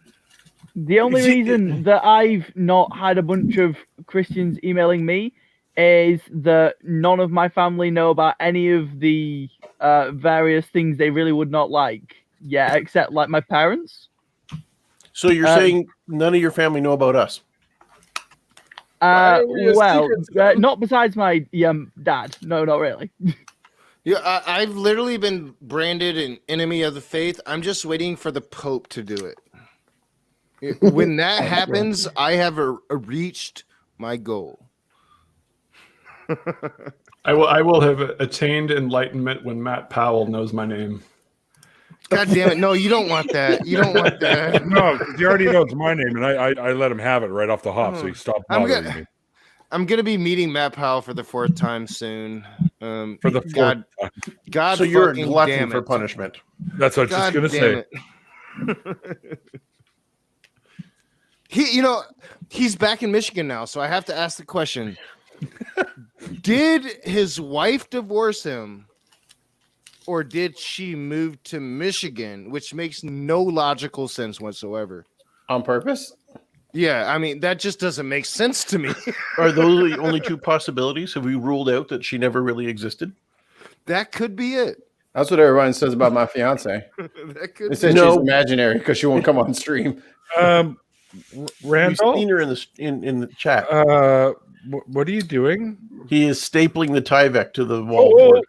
Right, but doesn't he have the outside? Doesn't he have the siding already on it? I'm hoping that Tyvek is already underneath that portion of the siding. Oh yeah, Tyvek is under most of the siding, but this is the rest of it that needs to be done, and I needed to get this up so I could get the extended part on, and then we brought it back down and I can finish the siding. But because that's new wood there, I had to cover it first with the Tyvek before I put the rest of the siding on. Most. Mm-hmm. The challenge with strips of wood and then put the Tyvek. Yep. Tyvek, Tyvek's on top of the plywood, and it will be underneath the siding. Yeah, so okay. This is the west wall. Siding. That's the thing. This is the west wall brought down. Yeah, I know all that. Yeah. So the challenge with this is because there's so little space between the wall and the tree and other stuff that I can't put the siding up there in place. So this is one of those weird situations in home construction where what we need to do is build the wall first and then put it up. Normally what we want to do is the framing first, and then once the wall is up, then put the Tyvek and siding on, because that's usually easier. But we need to have enough room in order to do that. We just don't have that over there. No, the tree's in the way. The tree and a shed from the neighbor's place and whatnot. Yeah. Cut the neighbor's shed down. Yeah. No. I asked them if they want any changes to it. They said nope. I think Neil was here when I asked them that. Just cut a perfectly square box of where you need to be. Is there any room left in that hole there? No, Mikey, because I like to get along with my neighbors. Is the wall of the studio going to butt up against their shed? Because then you could cut like a secret door and you could like kind of secretly go into their shed. No, I'm not doing that.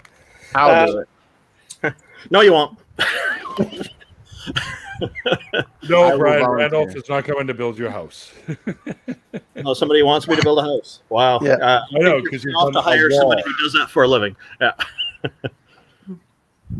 I'm also learning as I go here.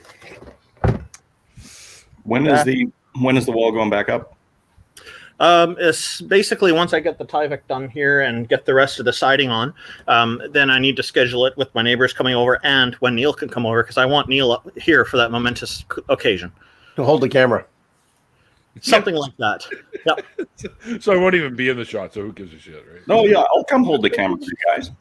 You can, Sure. you can like get a selfie stick. I'll give you something to hold. Hey, Oh, shit. As long as it's beer. Double entendre. How did you know that's what I was going to say next? Oh no, it'll be getting the wall. round and Because once smooth. this wall is up, I'll be able to proceed a And lot faster, cold. getting the rest of the framing up, and the roof and whatnot. Can't forget the roof. Well, you could. It would just mean that you'd be broadcasting from a swimming pool. That's true. Yeah. For some reason, Jesse Lee Peterson is coming into mind. Beta. I just rewatched. I don't know why. I'm doing a project about James Baldwin, so I needed some sort of like comic relief. So I clicked on Jesse Lee Peterson debating Dr. Umar Johnson. Oh, that was rough. I was like, I can't take this. This is worse. This is not funny. Who's Jesse Lee Peterson?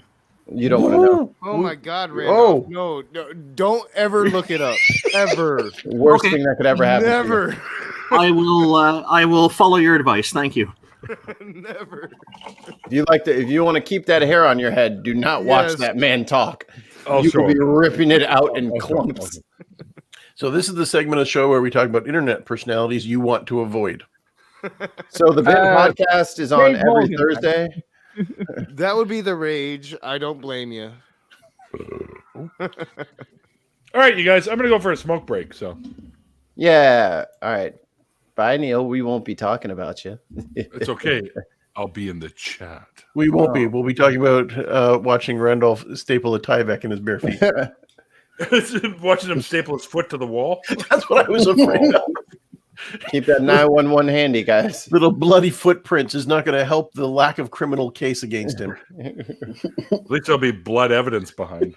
There's no way he committed that crime. He's got bloody footprints all over this wall. Of course, once the wall is up, the footprints will be going up the wall, and they'll be like he was killed by Spider Randolph. He was a mutant. These ideas are hilarious. Keep going. I love hearing this stuff. Yeah. So I have a question for Katie. Mm-hmm. If you could choose one superpower and only one, what would it be? But not flying. Okay, your name's not Katie, so I'm gonna need you to wait. Sorry about that. Superpower. I don't know. Invisibility. Coins. Phasing in and out of time. Not traveling through time, but phasing in and out of it. Yeah. So so the time keeps going past you, and you're like stopped. Yeah. So you can, your great ability. No one would be able to find you if you could phase out of time.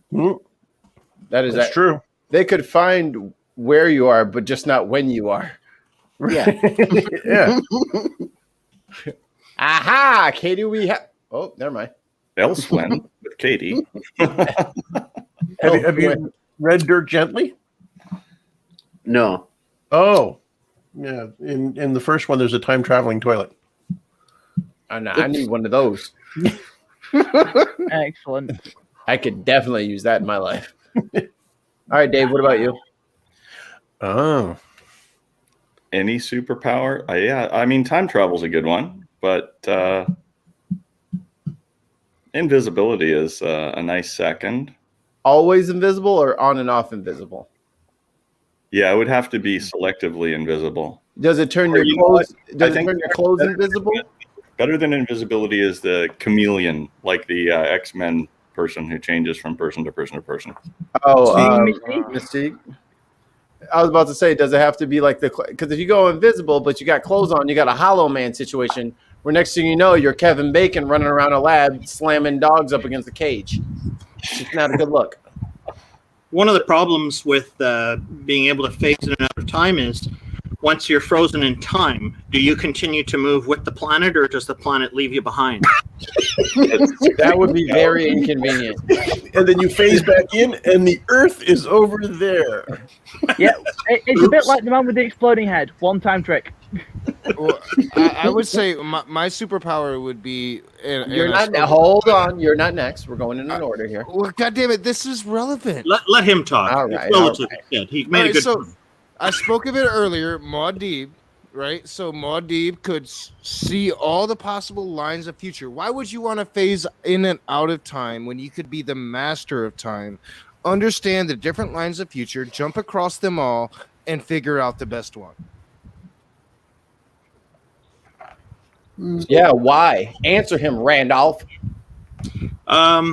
It kind of broke up a little bit and a little unclear on what they're asking me. So, talking about so Muad'Dib, through use of the spice, watch the new Dune movie. It's coming out if it's not already. But like the Dune books, Muad'Dib could, using the spice, could see all the possible futures, all of the lines of futures moving forward, and then could manipulate them to get to the future that he wanted. Why wouldn't you want a superpower like that? That's pretty good. It also sounds kind of boring. Oh no, Dune is not boring. At least the first four books. No, I didn't say Dune was boring. Hang on, I didn't say Dune was boring. I thought you were asking about the superpower. Which superpower is in Dune? Because Muad'Dib could see the lines. Spoiler of alerts. No, I'm just kidding. he could see the different lines of future. So in the books, noted as a superpower, though. It would be a very useful one to have, though. That is a superpower of super. I mean, only like in our world would that be possible of God, right? I think I've got a better one than that. But go ahead, whoever's next.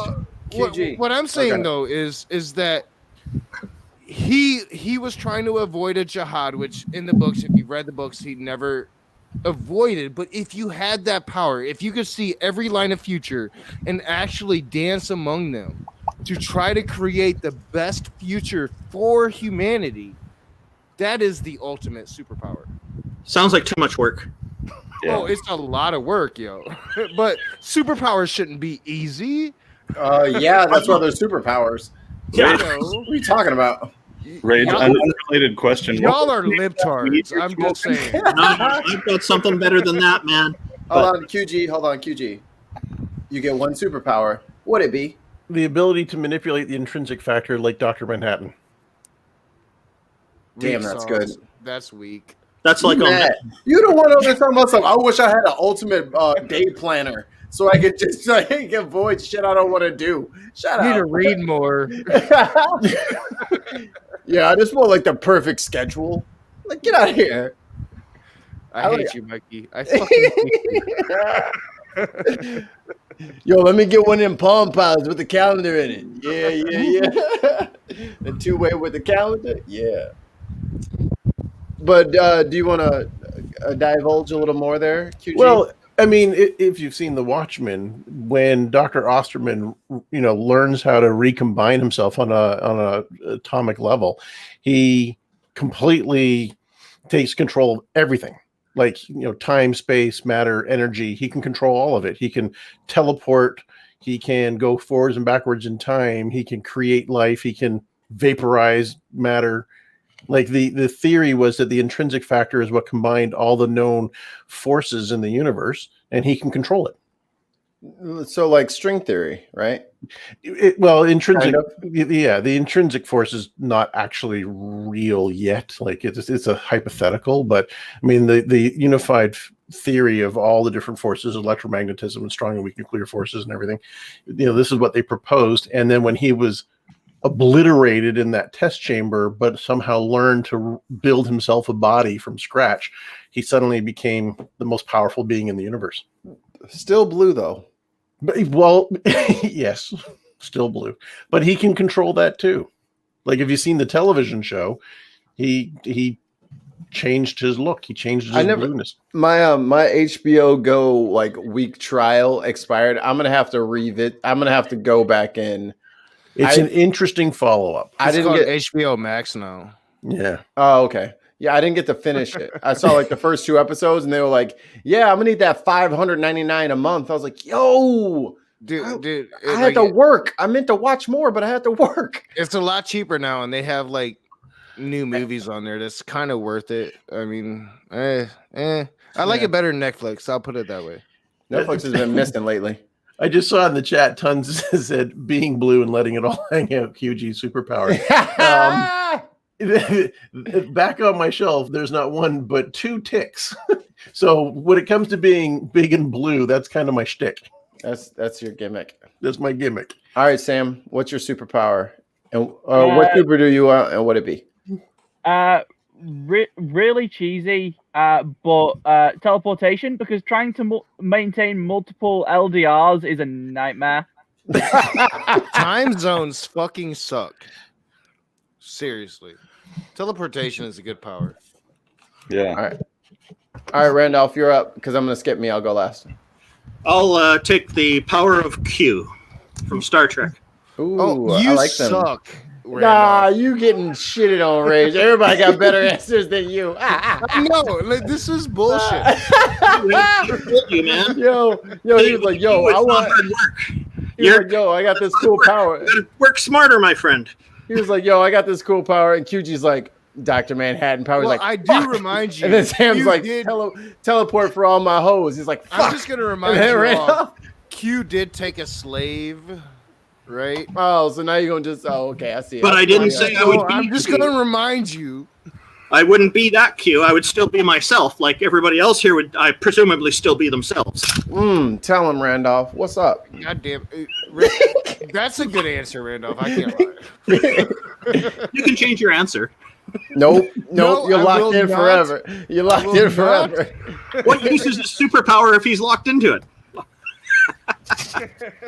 There's one thing with Q in Star Trek that I've never actually been able to work out, and that's the line that you get in Star Trek Voyager when with Q's son when he comes to the Star Trek Voyager, and Q's son drags Voyager to the Borg, into a Borg battle, and Q comes back and says, "If the Continuum's told you once, we're going to tell you again. Do not fuck with the Borg." I haven't been able to work out why the Q would be so afraid of the Borg. Yeah, I think the problem is screenwriters screwing up. You think? Maybe no plot armor for them. The sweet cyborg. You get to pick one superpower. What'd it be? Is it a heart valve? Hey, Sweet has Marfans. Did you guys know that? The Wolverine power of healing has crossed my mind. Yeah, no doubt. That is pretty sick. Um, Ooh, Wolverines or Deadpool? I think I would go with Jean Grey or Scarlet Witch. I think they're fairly similar. Jean Grey with the Phoenix Force or without the Phoenix Force? I don't know enough about the comic to. Please say without. Yeah, well, I would say so. So the Scarlet Witch is way. I mean, I could see that. I could see where people outside of the comics would understand, but it's way different. Jean Grey is beautiful and ugly at the same time. The Scarlet Witch is what we're about to like. If you're watching WandaVision right now, you're starting to understand what the Scarlet Witch is. And I think they're doing a really good job with it. She's That has nothing to do with the insane. actual superpower itself and me comparing the two. Well, yeah, I missed. My daughter was talking to me, so I missed the very first part of that. But like, yeah, I just caught the Scarlet Witch part, so I'm sorry. Yeah, so I think the thing is that Jean Grey and Scarlet Witch's powers in the films are described very similarly, but in the comics are relatively different as superpowers go. Yeah. They're crazy different. Scarlet Witch should have been able to fucking deal with Thanos by herself. Oh. Yeah, Scarlet Witch is objectively one of the most powerful entities in Marvel Comics I'm aware of. She's like, broke. Thanos, doesn't really compare to what the Scarlet I mean, Witch. both Captain Marvel and Scarlet Witch one-on-one them, and the original Captain Marvel or the original Marvel kicked Thanos' ass. That's what I'm saying. Like, and then everybody was running around with memes of him, Ant-Man turning into like a little microscopic dude, running up his butt and then going big. Like, dude, Scarlet Witch, right there. We're done. This is done. Well, I mean, this is all over. the Scarlet Witch is going to be the bad guy of the next Avengers movie. WandaVision is setting that up pure as day. But between now and the next Avengers movie, they've got the next Doctor Strange movie where she's going to be in there too. Yeah, and I'm Oh, not he sure looked how really that's going to good. tie in. And we also have, the Falcon and Winter the Winter Soldier. Soldier. I was We're muted. not- That's why. How is all? Because everything's going to tie together. We know this about Marvel. Hold on So- a second. so, yeah. Rage. Did you read the WandaVision series when they were in comic book form? No, I haven't. I do Wanda's remember. not going to be the Wanda eventually. Okay, I remember the Scarlet Witch from the Avengers. That's what I Right. remember. that's right. Yeah, From She the married comics Vision. or from the From the Before comics. she was an Avenger, she comics. was Yeah. before she was an Avenger. Her and her brother Yes. Pietro or Quicksilver were both part of the Evil Mutants, the Brotherhood of Evil Mutants Yep. with Magneto. But they never went into that with these movies for Well, whatever reason. It's because the Fox series had the 'cause X-Men. they didn't own the rights.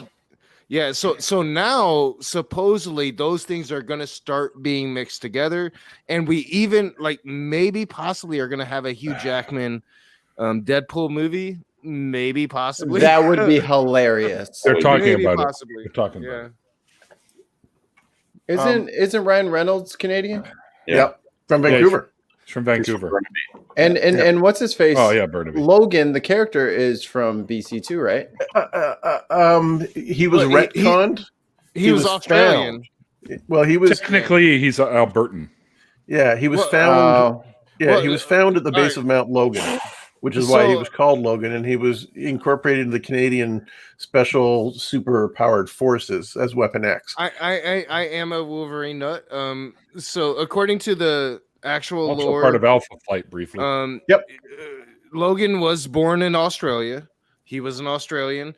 Sabretooth is his dad. Killed his original fiance that was going to be his wife. That caused the feud between him and Sabretooth. He lost his memory after the Weapon X project. Went wild in Canada, Canada, and was raised No, it's by Canada. That was right. Wolverines, and that's how I became the Wolverine. And the Wolverine is my character. That's my guy. That's my guy. Well, hang on a second. He's like 5'5", and you're like 6'5". Yeah, Man, you a Sabretooth fan. Get out of here. Well, no, because I've been knocked out by little motherfuckers like Wolverine. You got to watch out for the little guys. You I miss really being do. short sometimes because motherfuckers would get to wondering and get their How guessing. many- I've never been short, so I can't miss it. I wish You were born 6'5"? Oh, I sprouted from 5'3" to 6'4" when I was 16. Oh, that's tragic.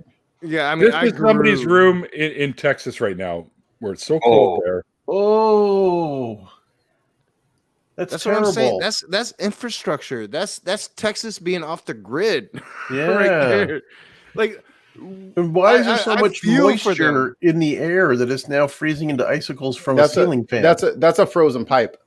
Yeah, something had to. There's no way that this moisture. Or not a frozen pipe. That's a busted pipe. That happens here all the time. Like people will get water coming out of their outlets. That's what it says. I'm pooping in the house today. But that's because when you don't have the infrastructure, you turn off your shit when it's gonna get cold like that. They don't you know no have better. to. Yeah, but they don't because they've never went through it. Climate change is a bitch, y'all. It's a bitch, and it's coming for everybody. All right, Neil, you're up. For what? Power? What's your superpower? Oh, I'd be Dr. Manhattan all day, every day. Oh, that answer's been taken. Sorry. Pick something else. Sorry, Neil. QG. I'm big and blue already. Was that right? Maybe You we can be should the Tick. talk a little bit. Yeah, the Tick would be hilarious. That'd be fun. What was the Tick's powers? Just super strength? And, jumping? and virtually Invulnerability. invulnerable. Yeah, he's invulnerable. Yeah, not entirely, but close to 9 invulnerability is what it said in the comics. Yes. I would like to see a Deadpool fucking the Tick death battle. Yeah, but Deadpool can't kill Okay. a Tick. Either the Tick or Axe Cop.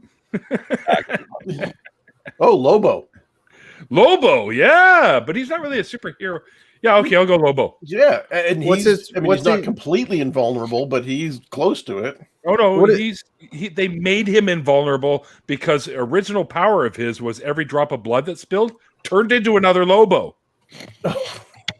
Right. I Oh, forgot. that So would they be. made him impenetrable, so he can't spill his blood. Oh, that So would be that's a why problem. that's why he kicked the snot out of Superman. Just Yeah, a yeah. snot. Yeah. So that's why he can't donate blood, unfortunately. Yo, can you imagine that motherfucker getting a bloody Also, nose? he's a and fictional character, so Oh, there's also the in the Hulk comics there was Achilles. He was near invulnerable as well. Although the Hulk did punch him once in the face and he spilt a drop of blood. And they figured it's because the Hulk's gamma radiation. I mean, yeah. Can you imagine if Lobo just like had a nosebleed while he was sleeping, Ooh, and then I just know. wake up in a bed full of Full of Lobos, Lobos everywhere? Too many Lobos. Yeah, I know. How about Planet Buster Hulk? Oh yeah. I couldn't be that though. That's too much. Well, Professor Hulk too. Because then you Professor get Hulk. the brain and the brawn. Yeah. All right, you guys missed obviously the coolest superpower. Well, Sam kind of touched on it. I want Nightcrawler powers because that is the best power. Yeah, but I want a Bamf. Is that better than Q? Manhattan can do that anyway. Yeah, well, just because you picked the Omega right answer does not mean that I still don't want to have a cool tail, blue skin, tattoos, and be able to Bamf anywhere I wanted to. But back to the point when Katie chose that superpower, how do you know that when you teleport, the planet's going to be exactly where it was when you left it when you port back in? And I'm totally a dork. Galaxy Those too. were not tattoos. They were scars from Right. the torture he had underwent. And remember, the galaxy's also moving. Yeah, It's a hard one to calculate. you just got to lead it a little bit. You got to lead your shot.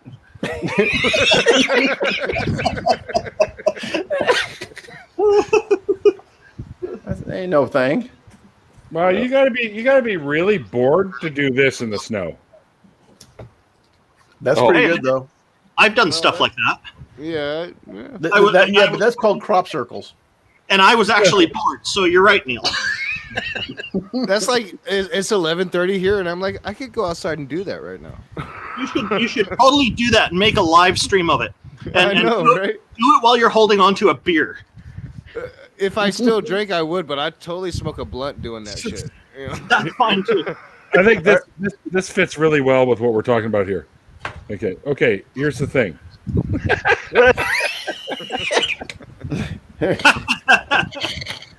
I just got that. That was very on the nose. Are we still on superpowers? Because I actually looked up why the Q were afraid of the Borg. Oh shit! Tell us nice. For the Katie. answer.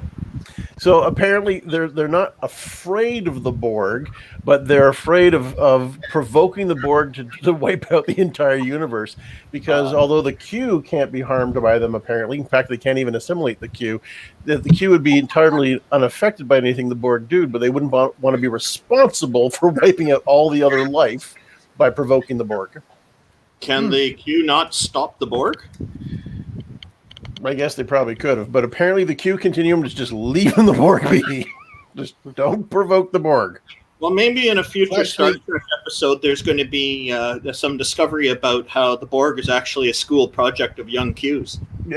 Just- I mean, it's a good point though, because in the Q Continuum books, the Q are presented as like guardians of the universe, but they have like their own prime directive where they can't Right. involve themselves in. Yeah. So And apparently they were aware of the Borg. They couldn't be harmed by the Borg. The Borg did not know where the Q were. They apparently at one point tried to absorb or assimilate a Q and couldn't. So the Q were, going to be unscathed, but they understood the sheer force that the Borg could bring to bear on the universe, and they didn't want to provoke them. Do you know how? That sounds yet, interesting. and yet Q took Kirk and put him right in the middle of the fucking Borg. Kirk or Picard? No, Kirk. Kirk. Like the I'm pretty sure it was Kirk. I'll have to recheck that, but I'm fairly certain it was Kirk that he put right in. Yeah, right look in at the you. Look at middle. you. I'm Look at pretty you sure attributing bullshit to your bullshit captain. Get out of here. No, Star Trek. No, I'm pretty sure it was Kirk. Q. No. Actually, no. Your guys are right because Q came involved with the Next Generation. Yeah. So Yeah. Q approached The Picard. good one. And then when Picard rejected him, he put Picard, not Kirk, Yes. in the center of the Borg. So He yeah, I had didn't- that wrong. Q didn't even bother with Kirk because he's so trash anyway. Yeah, he just throw because himself away. Q hadn't been invented in 1968, yo. I got that wrong. But no, but like what I'm saying is like the Q were so afraid of the Borg, and yet they threw Picard or a Star Trek captain. I got it wrong the first time. I got it wrong the first time, but they threw Picard right into the center of the fucking Borg. Maybe the Q was in the original series, and the screenwriters forgot to mention that the planet eater was an Well, invention. no, Kirk would have fucked Q. Kirk would have totally fucked Q. Yeah, of course. He would have tried. He It actually would've makes sense tried. though why the Q threw Picard into the Borg in that episode. Q seemed more interested in the intellectual characteristics of Picard, though. Yeah, if I remember correctly, it's because Q wanted to show Picard that there was worse things in the universe that he was unaware of than what he thought, and that's why he exposed him to the Borg. Yeah, and because in the Q Continuum books, it talks about how Q was in him and female Q, his partner, they were in a battle with another omnipotent life form, and this omnipotent life form threw the asteroid that wiped out the dinosaurs 65 million years ago at female Q, and Q protected her by deflecting the asteroid into which eventually hit the Earth and wiped out the dinosaurs. So he was then tasked with protecting the human race for eternity. Oh, so there's the backstory. You know, it's funny. I don't think they ever let the Borg take over all other life forms because the Borg would have been boring as hell. It'd have been the worst episodes ever. Homeboy would have been very bored, and I found the epicenter of the buzzing. It was Randolph. Go figure. So repeat yourself. You're saying Homeboy was going to be very Borg? He would have been super Borg. He would have been so Borg, just sitting there watching a bunch of Borgs just float around through space, eating rocks. Oh, that's a good point, Adam. It's Adam in good- the chat points out that Trelane entertainment. from the original series could have been Q. Yeah, that's Well a good played. point. Well played, Adam. Yeah. Well played. But no more banter, or there'll be consequences. All right, so this is the time of the show where we stop the banter. What else do we have? I don't know. You're the one that said no more banter. Actually, I suspect the Borg wouldn't be bored. I think they would have, if they assimilated every life form, they'd probably start looking at building entire civilizations. Nah, No, they they're already garbage. did. They already had it. Their interests would change, I think. There's so many of them. Well, they're not going to be like, oh, we've assimilated 4 quadrillion people or life forms. We've Now- assimilated the entire universe, and now we're one single entity that is universal. That Cool. can make perfect societies. Yeah, That'll be but easy. They're yeah, arrogant like that. Depends on how you measure perfect. But at that point, you're not going to. They'll figure it out. But at that point, you're not going to get anything cool like art or music or anything fun, which is kind of what Q kind of found interesting about us in the first place. Oh yeah, So cute. if you let the Q or the Borg go crazy, then you don't get all the interesting stuff. So yeah, I see it as a bit of a subtle metaphor to religion. Like religion wants to take over and assimilate everybody into that one religion, and you hear them say, if everybody followed the same religion, there could be world peace. So it's almost like the Borg is a prerequisite to getting to that point. But wouldn't just the history of Christianity alone, particularly between like the mid to late 1800s, show that that's not possible? Well, when I ask Christians about it, they say the problem is that there's other denominations. They all need to be on the same denomination page, and then it won't be a problem. They just can't decide which denomination. I think we need to skip ahead to the 31st century and just do the whole God, Emperor, Man wiping everything out in all religions all at the same time. And on the same token, I know for a fact that The Rage loves Hayden Christensen's work in Star Wars. Yeah. I honestly don't think that anybody could have played an awkward teenager better. Yeah, me. Well, think about it. They said his acting was dry. It was awkward. It was completely, ineffectual towards the opposite sex around him. It was just, and whiny. He played a teenager perfectly. Your presence is intoxicating. I'm like, ugh, that is cringy as fuck. How did I not hear that before? Because you don't remember how you talked as a teenager. I never said a girl was intoxicating. Her presence. No, stay. Your presence isn't. Man, she's calling 911. It's the fact that like Disney is still like considering using him for the role is the sad part. Like he done failed.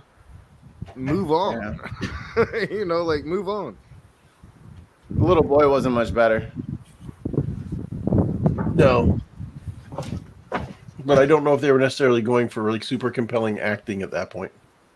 So in a child. So I don't know if you guys caught this. Because I watch every show with subtitles on because my hearing's not great all the time, especially when they start and they start talking like super soft. So I have to have this closed caption on, subtitles on at all times. Especially if everything sounds like da-da-da-da-da-da to you. Yes, it does at some points. So it's very weird to me. If you look at like the sentences that C-3PO says in like A New Hope and how little Anakin talks, because there's a lot of that. Well, I think there's going to be blasters. I think there's always like that, like comma, I think, or maybe. And then it's like they almost put that into the kid for the early movies because he's the one who built C-3PO. But the kid just so overdid it, and it just drove me insane. And then we watched the whole trilogy from start to finish, and I was like, holy shit, is that why C-3PO was so fucking annoying in A New Hope? Is because the kid is talking like him, and that pissed me off. So I go back and watch the movie, and now C-3PO's pissing me off. Well, I'm watching the first 3 movies with my daughter right now. Which for 1, 2, 3, or 4, 5, 6? 1, 2, 3. Okay. And we made it through 1, and I pretended to like it. I do like it. So I'm doing okay. It gets better for a while. Attack of the Clone Wars I thought was decent. Revenge of the Sith, fucking awful. I mean, horrible. Just awful.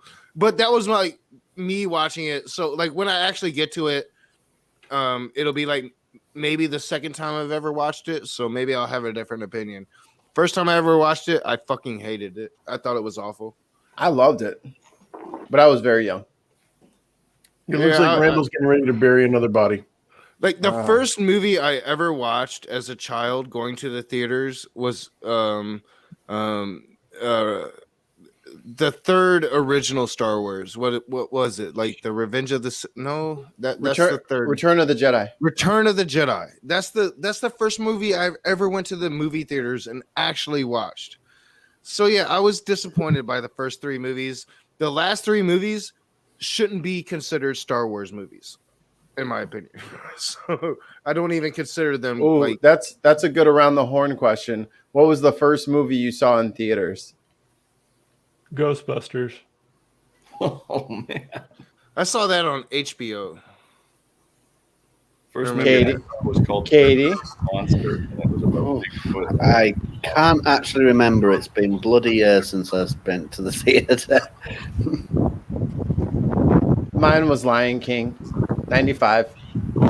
You are young, my dude. The second movie I ever saw in the theater was Jaws, the original. Oh wow.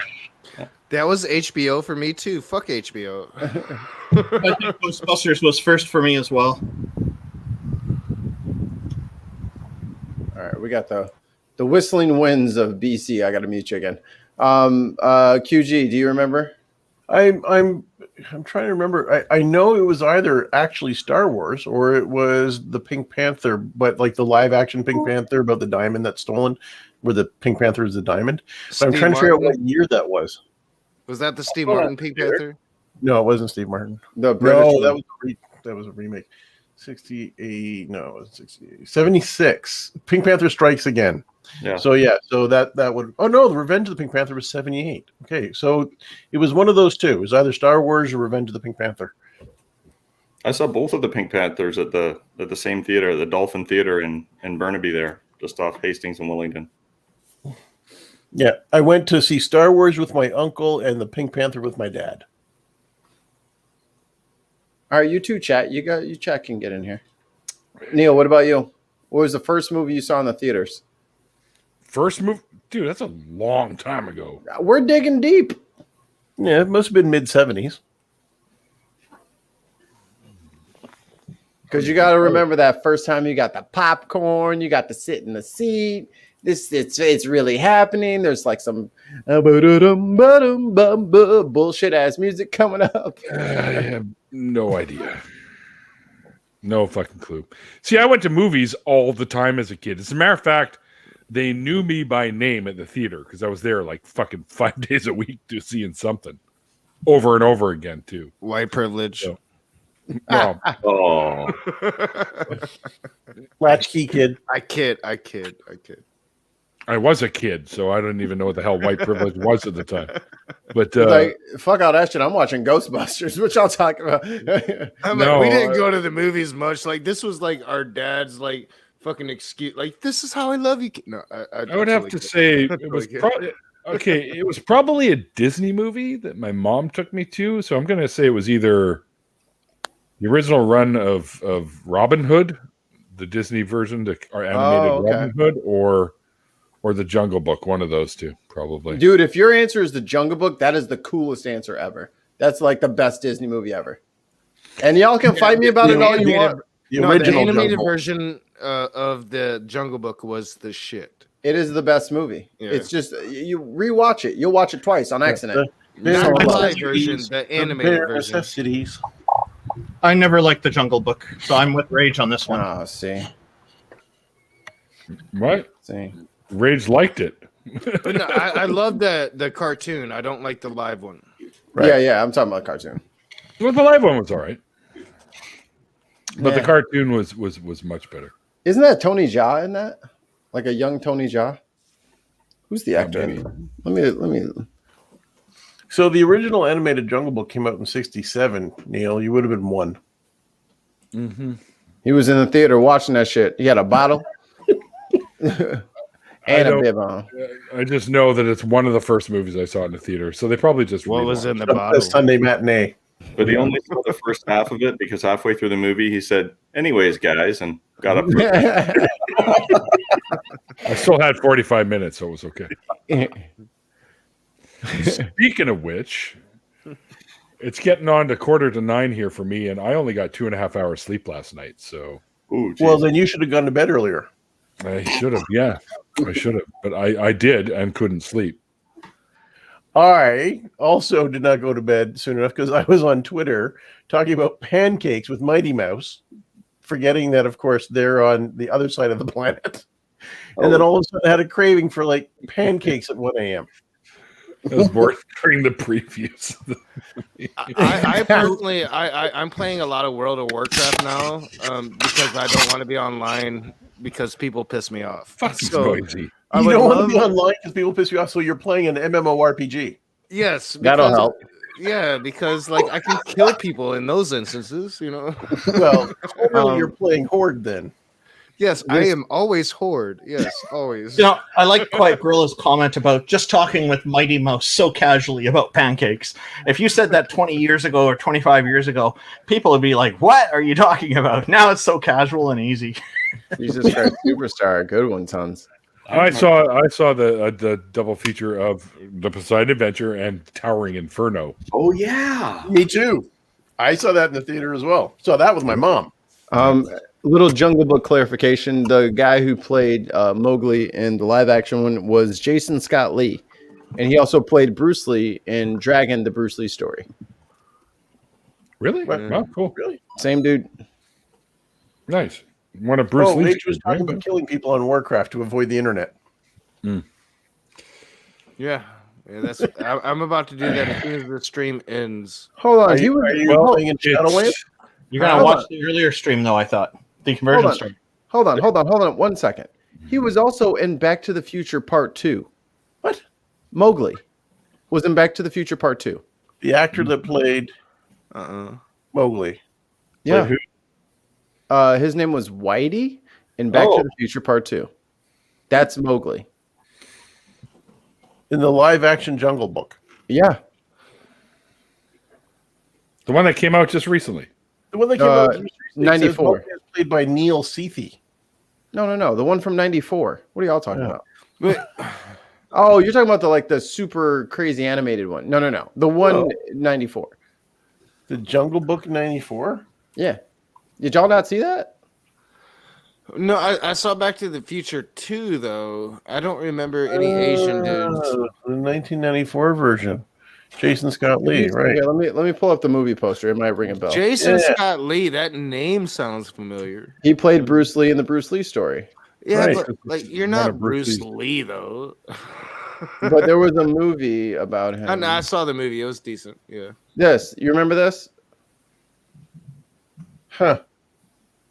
Anything? Ringing any bells? Nothing? My StreamYard hack fucks me up. He also Let me played turn my Liu shit Kang in Mortal Kombat. Oh, that movie was... That's like top 10 worst movies ever. Like the first Mortal Kombat? That was rough. That He was first Mortal in Kombat that was the heat, man. I remember that coming out in the theaters, and we loved that shit. Oh, we loved it, but it was garbage. Go back and watch that shit. Since. It's terrible. It's terrible. I haven't watched it since, but then it was the shit. Yeah. He's also playing in Doogie Kame Aloha, MD. Coming soon. Yeah, which is a coming soon remake of Doogie Howser, MD. Hey, Adam just mentioned bed knobs and broomsticks, and I have the That's original. what the record. And it's like, turn the page now. Yeah, that's what it is. Welcome to Bed Knobs and Broomsticks. Please start your record player. I had the they made a Mr. Bill book like that too, from Saturday Night Live, Mr. Bill, and it came with a little plastic record that you ripped out of the magazine. It was a square one, but there was a circle. Yeah. You put it on the record, you could play it. Here comes Mr. Bill's dog, and like back. Fuck, it was funny as shit back then. That would be funny, yeah. Oh no! Well, he's in Mulan. These guys don't know what Mr. Bill is. I know what the reference is, but I've never watched any of it. I remember saying, "Oh no, Mr. Bill," as a kid. I can't tell you why I said that. I would just say that. That's one of those things where I just like, oh no, and then everyone would laugh because I said it, so I just kept saying it. No idea what the fuck it meant. Sluggo and Mr. Hand and. Are you sure he was in Mortal Kombat? That's what it said. It said he played Liu Kang. Let me see. Kind of reminds me of Pingu. Pingu? Well, yeah. Well, it was except, I mean, it wasn't claymation. It was just they had the clay dolls. Yeah. That Mr. Hand would move around, right? Mm-hmm. And Mr. Hand was always, "Oh, here, Mr. Bill, you got to try this." And he goes, Oh, no, sorry. He was idea. But he turned it down. What's that? Oh, okay. I was about to say. The role of Liu Kang turned it down. He Yeah. said, "Nah, son, I'm about He to was be also Bruce with Lee." Rapa Nui. Look at this crap. Hey, screw you, bug boy. That's quotable. We had a Screw sign. you, bug boy. One of the computer companies I worked at, they had a sign on the door: "Nerds, Network Emergency Response Dudes." I mean, nerds make the world go round. We are the shit. We are. That's what the Bible says, and the geek shall inherit the earth. God damn it, QG. I was literally about to say those exact fucking words in that order. In God. tech circles, I can tell you the difference is that the geeks are the slobs and the nerds are the ones that dress well. Otherwise, it's all the same. Yep. I always dress well. Yeah. Nerds! Is that a reference to a recent debate I was in? Yeah. All right. So we're coming to the point now where I'm bringing this shit to an end. So what I'd like people to do is we're going to go around here and There's things that you would like people to do, and then there's what they actually do. All right. Somebody mute him. So Let's get everyone here, one at a time. Not me. I'm last. You're Then we'll introducing. Okay, all right. Well, fine. Hey, welcome to the show. No, you shall be the king. What have you been watching? Vikings? I'm going to be the king of all Norway. We're going to let people shill out their stuff, and we're going to, of course, start with the guest of honor tonight, the Borg Skeptic, otherwise known as Katie Sykes. So switch this around, and there you go, Katie. Let people know all about your stuff, even though there's links in the original interview. But go ahead. Yeah, so I run the Borg Skeptic channel. If you want to check it out, I do XJW content quite a lot. So I try to point out the horrible side of Jehovah's Witnesses and just bring light upon the bullshit that they produce and teach. I'm trying to venture out into doing a call-in show. Where I take callers and just discuss the bullshit of religion in general. So that's mainly what I do. Excellent. Yeah. By the way, you guys can support Borg Skeptic through Patreon. There is a link in the original interview as well. If you do check out her channel and like what you see, you can. There are ways you can help out as well. Yeah. All right, Dave, your turn, sir. Hey, great interview tonight. It was really interesting and a little heavier than normal, but like I said earlier, awesome to see your story on there. I am Simply Secular Dave. You can find me as Simply Secular Dave in most places, or Dave Secular on Twitter, or here with my friend Neil. Yeah.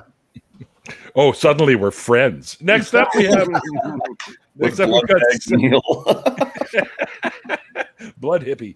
Let's next up we got Sam Chaos, who has apparently fallen asleep. Hi, I'm Sam Chaos. Go to my channel and do all my shit, and then fucking go to Patreon probably. All right. That works. Go ahead, Gorilla. Oh no! I'm on the internet. You can find me at www.quietgorilla.ca. And anywhere that there's an internet, if there's a Quiet Gorilla, it's probably me. There you go. All right, next up, the Rage Man himself, Mr. Nakasuchi. Who's been to hell and back. Oh yeah, definitely been to hell and back. I do a morning show Monday through Friday, 10:30 a.m. Eastern. Tomorrow morning we will be talking Matt Powell, the Cupcake. He has a video out called The Bible Way to Heaven. I am titling my stream The Bible Way to Stupid. Should be fun. Thursday night, I do have a debate with CJ Cox on my channel. It'll be 8 p.m. Eastern time on is biblical slavery ethical? This will be my third debate on biblical slavery. I give all my props for all of my information to Dr. Josh, who has been just really great in teaching me on this subject. So I fully expect to own this dude thoroughly like I have for my last two debates. Thank you, Dr. Josh. Hope to see you all on Thursday night. Awesome. Mr. Randolph Richardson, you are up next, sir. Hi, I'm the guy who's been doing some construction tonight and enjoying also very much the deconversion story earlier today. Was very insightful and interesting to hear. Thank you for sharing that with us. I'm with the Canadian Atheists. We're trying to normalize atheism in Canadian society and hope it catches on around the world. You can find out more about, because we think it's normal to not believe things, you can find out more about us at www.canadianatheists.ca. You can also find me on YouTube at www.youtube.com/Randolf Richardson. And remember, my name is spelled Randolf. In the near future, what you saw for the construction tonight is the building of the studios that will be used for hosting the True North Talk Atheism call-in program that Neil and I will be hosting on probably a weekly basis, where we'll cover pretty much any topic, although we'll probably steer clear of politics because that's just not fun. Looking forward to it. I don't believe you. Thank you very much. Sweet, it's your turn. You can unmute yourself now. Hi. You can find me on my YouTube channel, where my latest video was out explaining the whole GameStop situation. My next one will be on a different one with Janet Yellen and her policies and how they affect us and Canada and Mexico. Canada. So it should be interesting because of the whole NAFTA situation that's going on. So in trade agreements. The USMCA. Yes. And then let's see here. I'm preparing up for my next charity event. So we'll probably be doing the Diabetes Foundation or something like that. So my plan is to do one every quarter, to do like an overnight charity run. So, Oh my God, I got to go buy some more rum. hopefully next time we can actually have like the donation counter work. Yeah. Yeah, you just borrow some off Dave, right? He's got like 300 bottles of it over there, apparently. So Yeah, Thanks. apparently. Appreciate you, Dave. Thank you in advance. It's good stuff. You can find me at Swede_Irish on Twitter, where I am apparently a comedian now because I wrote funny stuff about Jim Jordan, and I've gotten a lot of comments about it. all right. Well, it's first time for everything. So I'm kidding. He's not even paying attention to me now. All right, next up, Mr. Mikey Famine, my producer. Stop staring at the ceiling. Oh, hi, guys. Mikey Famine here. Couple of housekeeping notes. New merch is on the way. I'm working on it as we speak. So hopefully by April, you'll be able to get your super sweet Neil's mustache beard combination face mask so you don't catch COVID and you look like a badass space pirate named Lobo. Also, make sure you guys are subbing to the True North Talk channel. A lot of you are not. Shame on you. So that we can have an awesome launch once that show is up and ready. The Bin featuring Tim Bristol and a dude with Marfans. That's coming up now. We have included them in our network. They'll be doing their own show about some nerdy fucking political science fucking fiduciary something. I don't know. You have to ask Squeed about that. Dig on America. That's Wednesday nights at 9:30 Central. And then please consider supporting independent media. If you don't want it to go away, help it grow. All right. So, yeah. So do all that good stuff. And I love you guys. And bye. and bye. Bye, Mikey. Bye. So it comes down to me. Well, you guys all know what I do. And what's your channel, Neil? My channel is Go Fuck Yourself. So anyway, That should be popular. well, you guys know I'm Neil, apparently the blood hippie now. Neil the 604 Atheist, and I host a little show called Deconversion Stories. And you heard one tonight with my good friend Katie over there, also known as Borg Skeptic. So if you missed it, guys, definitely go and check it out because there's a lot of it was a pretty heavy one tonight, but it's well worth a watch. Anyways, yes, excellent time tonight, by the way. Don't forget, thanks to all my amazing patrons. You guys are awesome. Wait. You're slipping. I missed. I missed. My finger's only so big, Neil. Anyway, that's what she said. But anyway, so my amazing patrons, you guys are what keeps the show going and helping me improve it in, little by little. Also, very soon, Randolph and I are starting up our own call-in shows. You've already heard, as Randolph mentioned earlier. So you can head over to the True North Talk on YouTube, or you can head over to www.truenorthtalk.ca, and it'll link you right to the channel. And so go over and subscribe so you don't miss our launch. It's coming soon, folks. Coming soon. Yeah. And don't forget to come watch me and some other great hosts on the newly revamped and relaunched Nonprofits. Mikey was actually one of our guests and will probably be returning fairly soon.